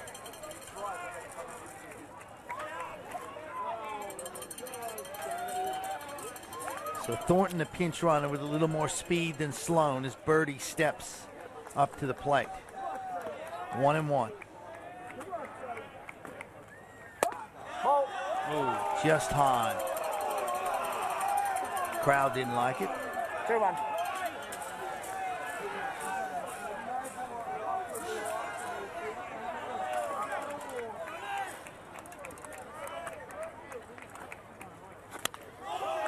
Fouled back. 2-2. Birdie had a good swing at that. Yeah, he did a ball up in the zone and took a real good pass at it, but fouled it straight back. We came into the game stolen base leader, but it's only been on base twice. So that's a good way to limit his base stealing. Here's a 2-2 pitch. Fouled it back again.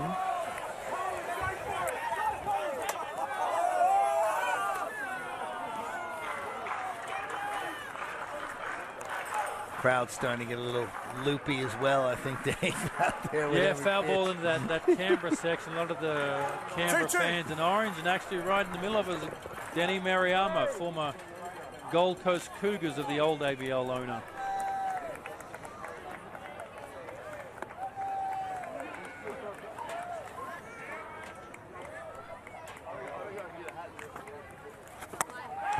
Got Birdie swinging at a bad pitch, and he breaks the bat. That's how upset he was swinging at that bad ball. Good pitch by Mitchinson. Yeah, great pitch.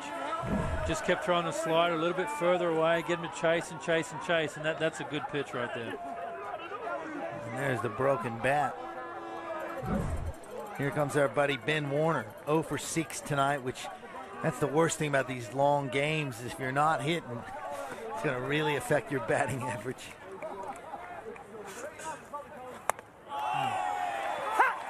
Good low fastball, strike 1. 13th inning, 3-3.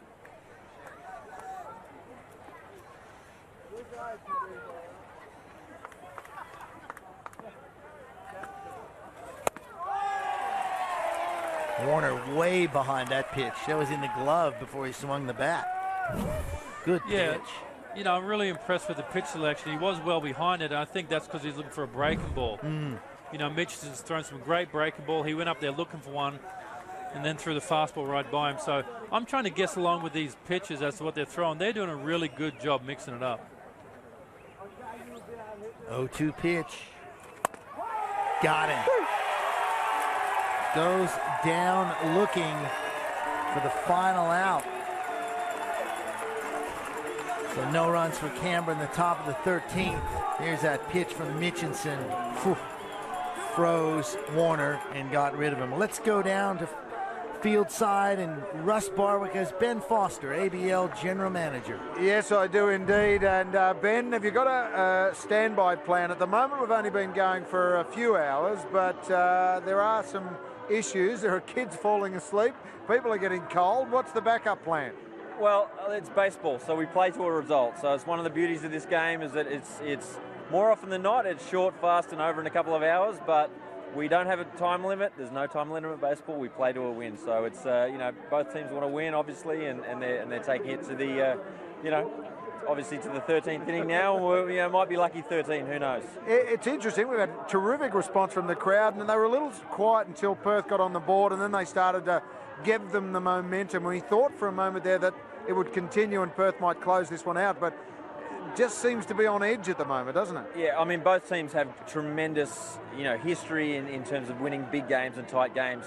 We were here 2 years ago for the championship. Both game 2 and game 3 went to 13 innings. Canberra, we know, have won big games in Asia and all over.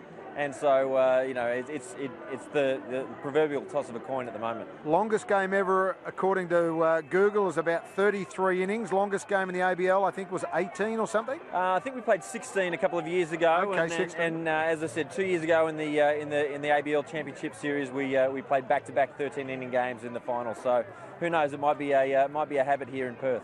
And before I head back to you guys upstairs, Wimbledon 2010. John Isner, Nicholas Mahut. 11 hours and 5 minutes, and it was 70-68 in the 5th set, if you remember, boys. Thank you, Russ. Yes, I do remember, and I don't want to even think about what my voice and what my head would be like after 11 hours of calling a game. Yeah, I'm pretty sure that's not going to happen here.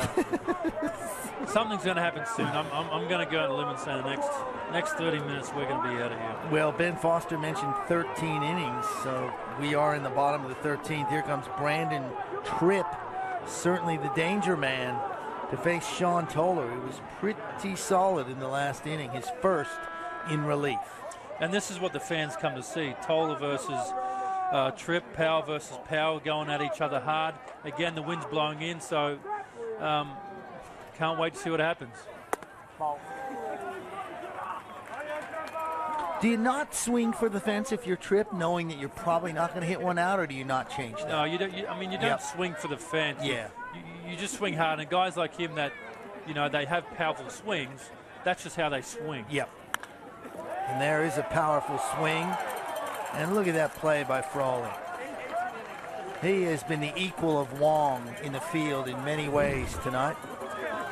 Yeah, he has, and very hard. And credit to him, he's had a long night at the plate, but defensively he's been really sharp and kept the team in and contributed that way. And here comes Luke Hughes. He's had a bit of a rough night.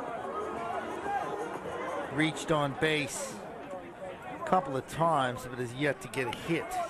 Well, former big leaguer, this is a great time for him to step up right here. I'm sure walking up the plate, he's thinking this would be a real great way to let the people of Perth know, I play for you and I want to get out of here. So, Luke's not going to get cheated. He's going to be up there swinging, and he's the sort of guy that could finish it. That's foul down the right field line. So quickly in a hole, Luke Hughes, Matt Kennelly on deck. Bottom of the 13th, 3-3. Canberra guys trying to stay awake down there. Good pitch from Toller. Really good pitching. Hughes is gone. Third strikeout tonight for Luke Hughes. Yeah, that is good pitching. Nothing you can do about that as a hitter, apart from just tip your hat and walk back to dugout. As frustrating as it may be, you don't have a chance against that sort of a pitch. There's Tony Adamson. I was talking to him this afternoon about the hitters, and both him and Greg Jelks are really excited about this game. They looked a little bit nervous, to be honest with you. I think they've just been waiting for a couple of weeks for it to come around, so I'm sure they're glad it's gone. That's hit well. That's hit well. They can't make the play. Going to be a double. Crowd and myself anticipated that possibly hitting the wall or going over the wall. Instead, it's sort of misplayed out there, and Matt Kennelly ends up with a double. Well, both of his last at-bats, he's hit balls that on any other night would be a home run. His last at-bat was to right center field, and it was run down by Michael Krause. And this one, you know, ball probably should have been caught. Lack of communication, new outfielder into the game, and you know, I talked earlier about possibly an error costing the game, and here we are, winning run on second base. No communication in the outfield. You're right, new man Sam Thornton in left.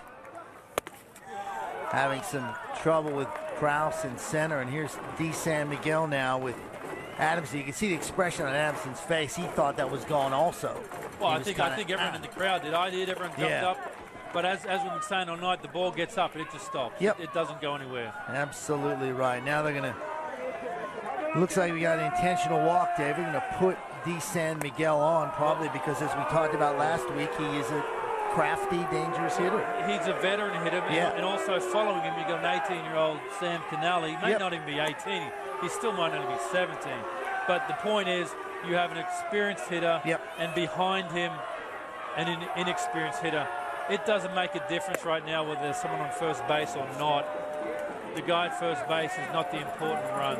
It's the guy on second. So that's a good move by Michael Collins and the Canberra Cavalry.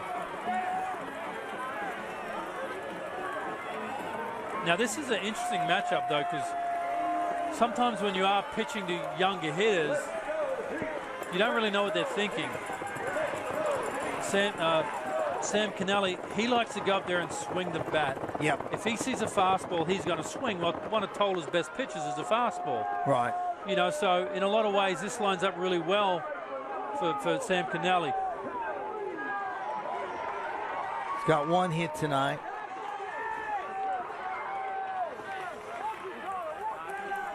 I imagine he's going to be swinging at his first pitch. You know, again, he's going to have the adrenaline going. He's going to be excited. And as soon as the ball comes out of Toller's hand, he's going to start swinging, hoping it's a fastball. No. Strike one. Just a good pitch. Yes. Just a good pitch. There's Matt Kennelly on second. D. San Miguel on first, but he doesn't really matter. It's Kennelly on second, it matters. Swing and a miss. Sam Kennelly way behind that one. Yeah, see, that's a young hitter who normally is very aggressive and swings the bat, and he's gone up there in this big situation, totally gone out of his game plan. 0-2. You know, and he's going to be better for it. You cannot replace this sort of experience. Yep. You cannot buy this sort of experience. So, you know, this is going to be great for him moving forward in the future. No balls and 2 strikes, 2 outs. Here's the pitch. High, ball one. We're in the bottom of the 13th, tied at 3. Again, you got a big hole between first and second, but due to the wind, the right field is close, so very hard to score on a base hit to center field or to right field.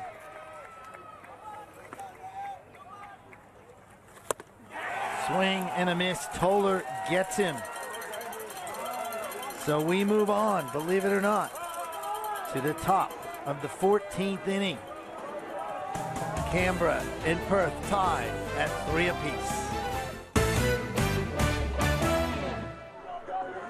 Welcome back to the Barbagallo Ballpark. We are heading to the 14th inning. Ed White and David Nilsson. We saw a scary situation last inning for Canberra Cavalry fans because it appeared that an outfield mistake could have cost them the game. There's Matt Kennelly's hit, and boy, the outfield kind of messed this up a bit.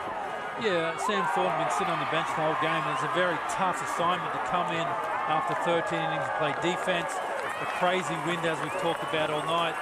On the good side of things, Michael Krause did a great job of getting over there, hustling, getting the ball back in. They did dodge a bullet. It put a runner in scoring position, but Toller found his way to get through it, and here we are in the 14th inning. Here we are indeed in the 14th inning of the Be the Influence ABL Championship Series presented by ConocoPhillips. That is Cameron Lamb, new pitcher. Just saw him kiss the baseball there, 25-year-old Aussie who is in the Astros organization. was 2-1 in the regular season. ERA of 0.93. That's less than 1 run per game. And he comes from way down. You can see David Nielsen. Yeah, may look familiar to a lot of guys from around Australia. It reminds you of Peter Moylan. Yes. Again, we know the success he's had. Went over there in his mid-20s. Well, there's a hit by Frawley that's booted in left field, but it's going to hold Frawley to a single anyway. Good hit by Frawley. Yeah, good hit. But what you've seen by a lot of Australians who have struggled in the middle part of their careers, they follow what Peter Moylan does, which is smart. They try to find a different arm angle, and you see a lot more guys throwing like that now. Are they getting the tattoos like Moylan too, do you think? I don't think they have enough money to do that. Yeah. He has some serious ink, that's for sure. 3-3, top of the 14th, man on first. Here's Jeremy Barnes for Canberra. Thinking bunt, potentially. I know you were a left-handed hitter, weren't you, David? Yeah. But if you ever face any left-handed submarine sidearm type guys? Yeah, there's a guy named Mike Myers. I faced a few times. He pitched for Detroit. Actually ended up being a teammate of mine. There's the bunt. No play at second, so we'll move the runner along. 1 out. Yeah, good. Scary job. to face those guys? Just get used to it. It's just different. It's very different. There was a guy named Scott Radinsky who pitched for the Chicago White Sox. Yeah. That was a little bit scary because he threw with a lot of velocity, but for the most part, it's just a different look that takes a lot of adjustment. Who's the scariest guy you had to face? There's a lot of them at the top level. Obviously, Randy Johnson and guys. Oh, yeah, of course. Like them guys come to mind, but it's the wild guys. Yeah. But anyway, good job there by Jeremy Barnes, getting him over to second base with the sacrifice bunt. Looks like they may put Murphy on here. Yeah, that's good. Put the double play in order. What they do is they walk him, decide to pitch to a right-hand hitter, who's obviously it's harder to hit a right-hand pitcher if you're a right-hand batter. And it brings in play the double play. They try to get the ground ball. We've talked about how good the Perth Heat defense is up the middle with Luke Hughes and Joey Wong. So it's a high percentage play. So Murphy will go down to first. Frawley remains at second. 1 out, and Mike Krause comes up, and he's certainly no easy hitter himself. So you are taking a risk. You're right. You're putting a double play, and that makes sense, but you've also got to get Michael Krause out. Well, sometimes you just got to face the music. Yes, you do. Yep. Hey, 1 out. 14th inning.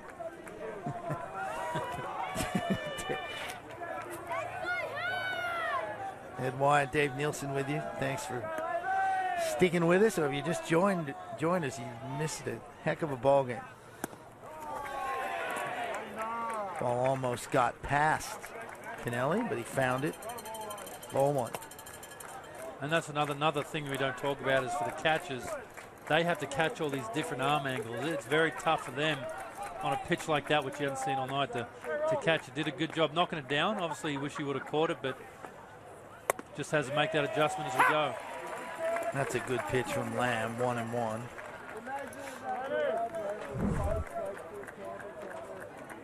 Good pitch.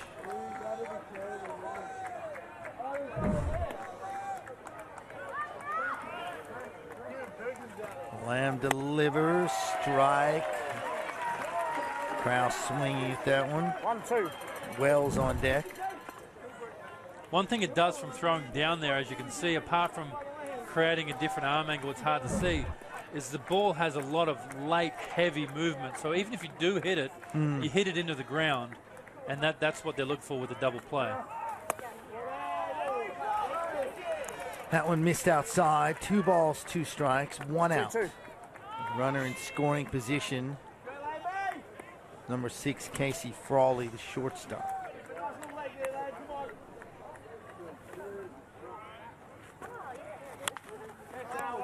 That pitch looked like Krause was going to get a piece of that, but he ends up fouling it off. Bases.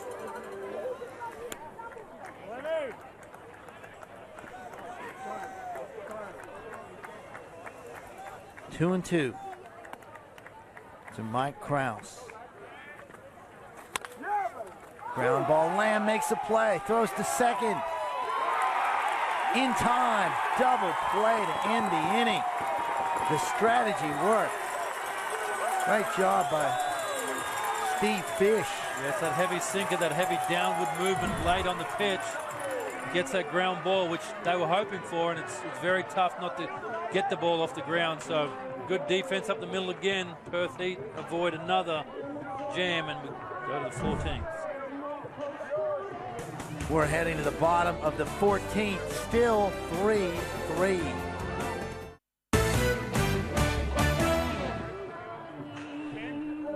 Welcome back to the Barbagallo Ballpark in Perth. It's game one of the Be the Influence ABL Championship Series presented by ConocoPhillips.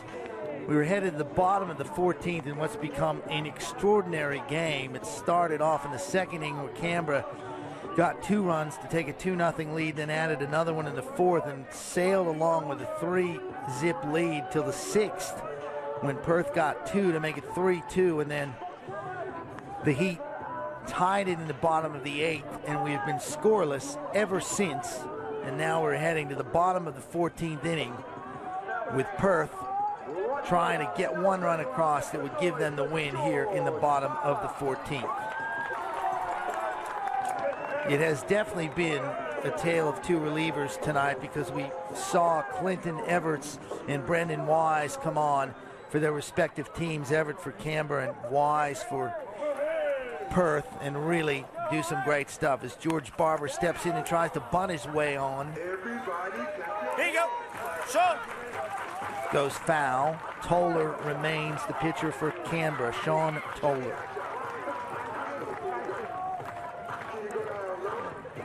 So Barber leads it off. Adamson and Joey Wong for Perth here in the 14th.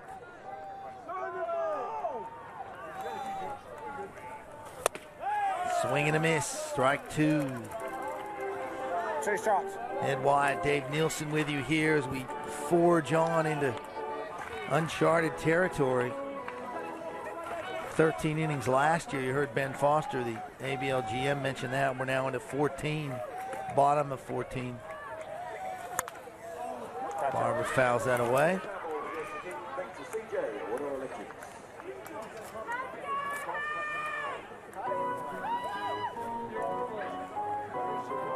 Don't want to say nobody's left, because I'm sure some people have, because it's late and people may have to work, or I guess it's Saturday, they may not have to work, but still a really good crowd here.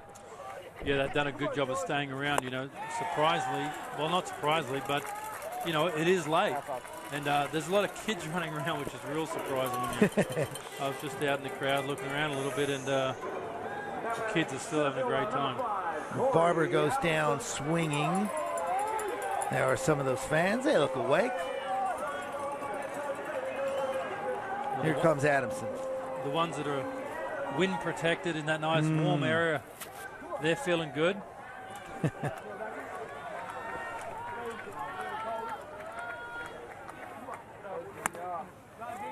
Toller misses inside to Corey Adamson. Struck out his last time up. Yeah, 1-0 pitch. Corey needs to look for a fastball here and just put a good swing on it. Hopefully hit a ball in the gap and possibly get a triple. 2-0.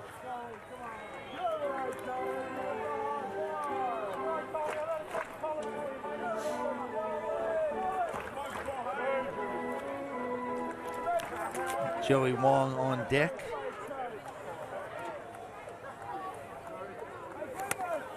That was in the dirt. Looked like it hit Adamson, but I think it hit the dirt first. Ball 2, 2-0. Get a look on the replay. Yeah, it hit the dirt first. Yeah, most definitely. It's kind of strange. The last couple of pitches kind of looked a little bit awkward. He hasn't really been near the zone, so, you know, maybe Toller's not feeling as sharp this inning as he has previously. Danger in letting your closer go more than 1, even 2, Dave? I don't know. I think with where the game is, being the opening night, I think Michael Collins, when he made the decision to throw him out there, I think he's just going to see what happens. Yep. He's definitely Full count. the real deal, that's for sure. 11 saves, but how many innings can he go? And of course that cuts into his time tomorrow, but you know, flip side is the game on here, the game to be won. They're going to try and win it. Payoff pitch. He's earned a walk. Toller didn't like the call. Good piece of hitting from Adamson, who showed a good eye there. Yeah, you see again one of them close pitches we talk about where Jack Murphy does a great job. It looks like a ball to me, but you know, because he catches the ball so good, Toller thought it was a strike. You know, yeah, it's true, isn't it? I think it's definitely outside, maybe a little bit up, but good call by the umpire there. And now we got Adamson on first with good speed, possibly looking to steal a base and get in scoring position. Yeah, he stole 8 this year. Joey Wong's a decent hitter. Struggled a bit tonight. Wong has struck out twice. He's 1 for 6 tonight.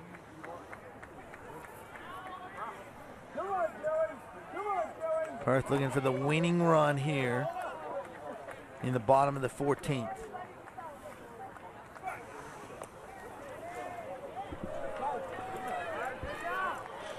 Good move there from Toller. Keep Adamson honest. Yeah, it looked like he was, you know, maybe leaned towards second base. Kind of hard to tell a little bit from where we are, but in baseball you have what's called a one-way lead, where you just get out there and when they pick off, you only go in one way. That's back to first, and it doesn't look like that's the case. There he goes. And Wong fouls it off. That hit and run play was on most definitely, because he had a good jump there. He did. And if he was just swinging on his own, that's a big mistake. So pretty sure that's a hit and run. Yeah, you hope so. Adamson trying to get a head start. Wong fouled it off.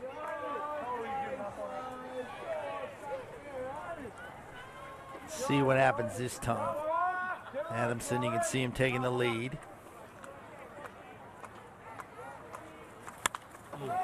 Wong fouls that away. One out, man on first. 3-3. Bottom of the 14th inning.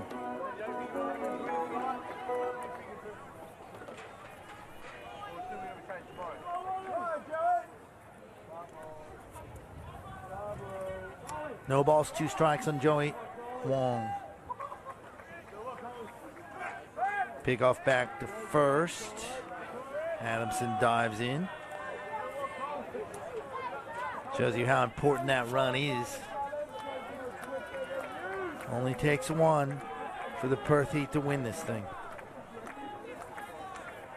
But let's be honest, we haven't seen a run for what, 6 innings? No, but you're right. With Adamson's speed on first base, Wong could hit a ball in the corner. A game could be over in a blink of an eye. Oof. Wong's a brave man to take that one.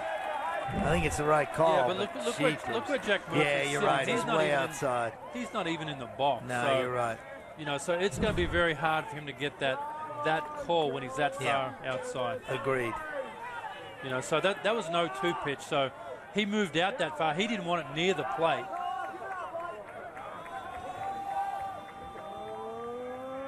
There he goes. And there's a hit. In the left field, this could score a run. We're going to wave him in. Here comes Adamson. Here comes the throw. It's a good throw. No, it's not going to make it. And Perth are going to win it. Joey Wong comes through with a hit. Adamson around to score. And look at the scenes on the field. Perth Heat. They've done it so many times, David, as you said, and they do it tonight in the bottom of the 14th inning.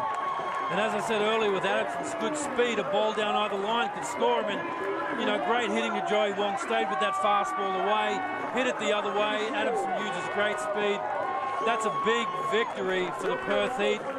And for Canberra, played great, but now they've got to come through the whole wash-up of who can play tomorrow, who can pitch tomorrow. And, boy, what a big game for the home crowd fans, too. Huge game for them. You're absolutely right. For Canberra, just heartbreak, really, to play so well as we see some people not impressed with it because it's past their bedtime, but what a performance by the Perth Heat, and they're still enjoying the celebration. Let's watch Adamson's jump.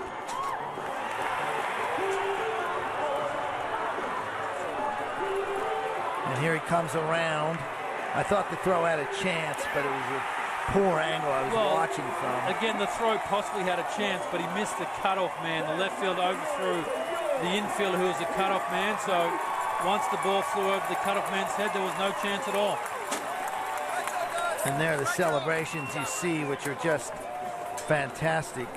Yeah, a lot of relief in there as well.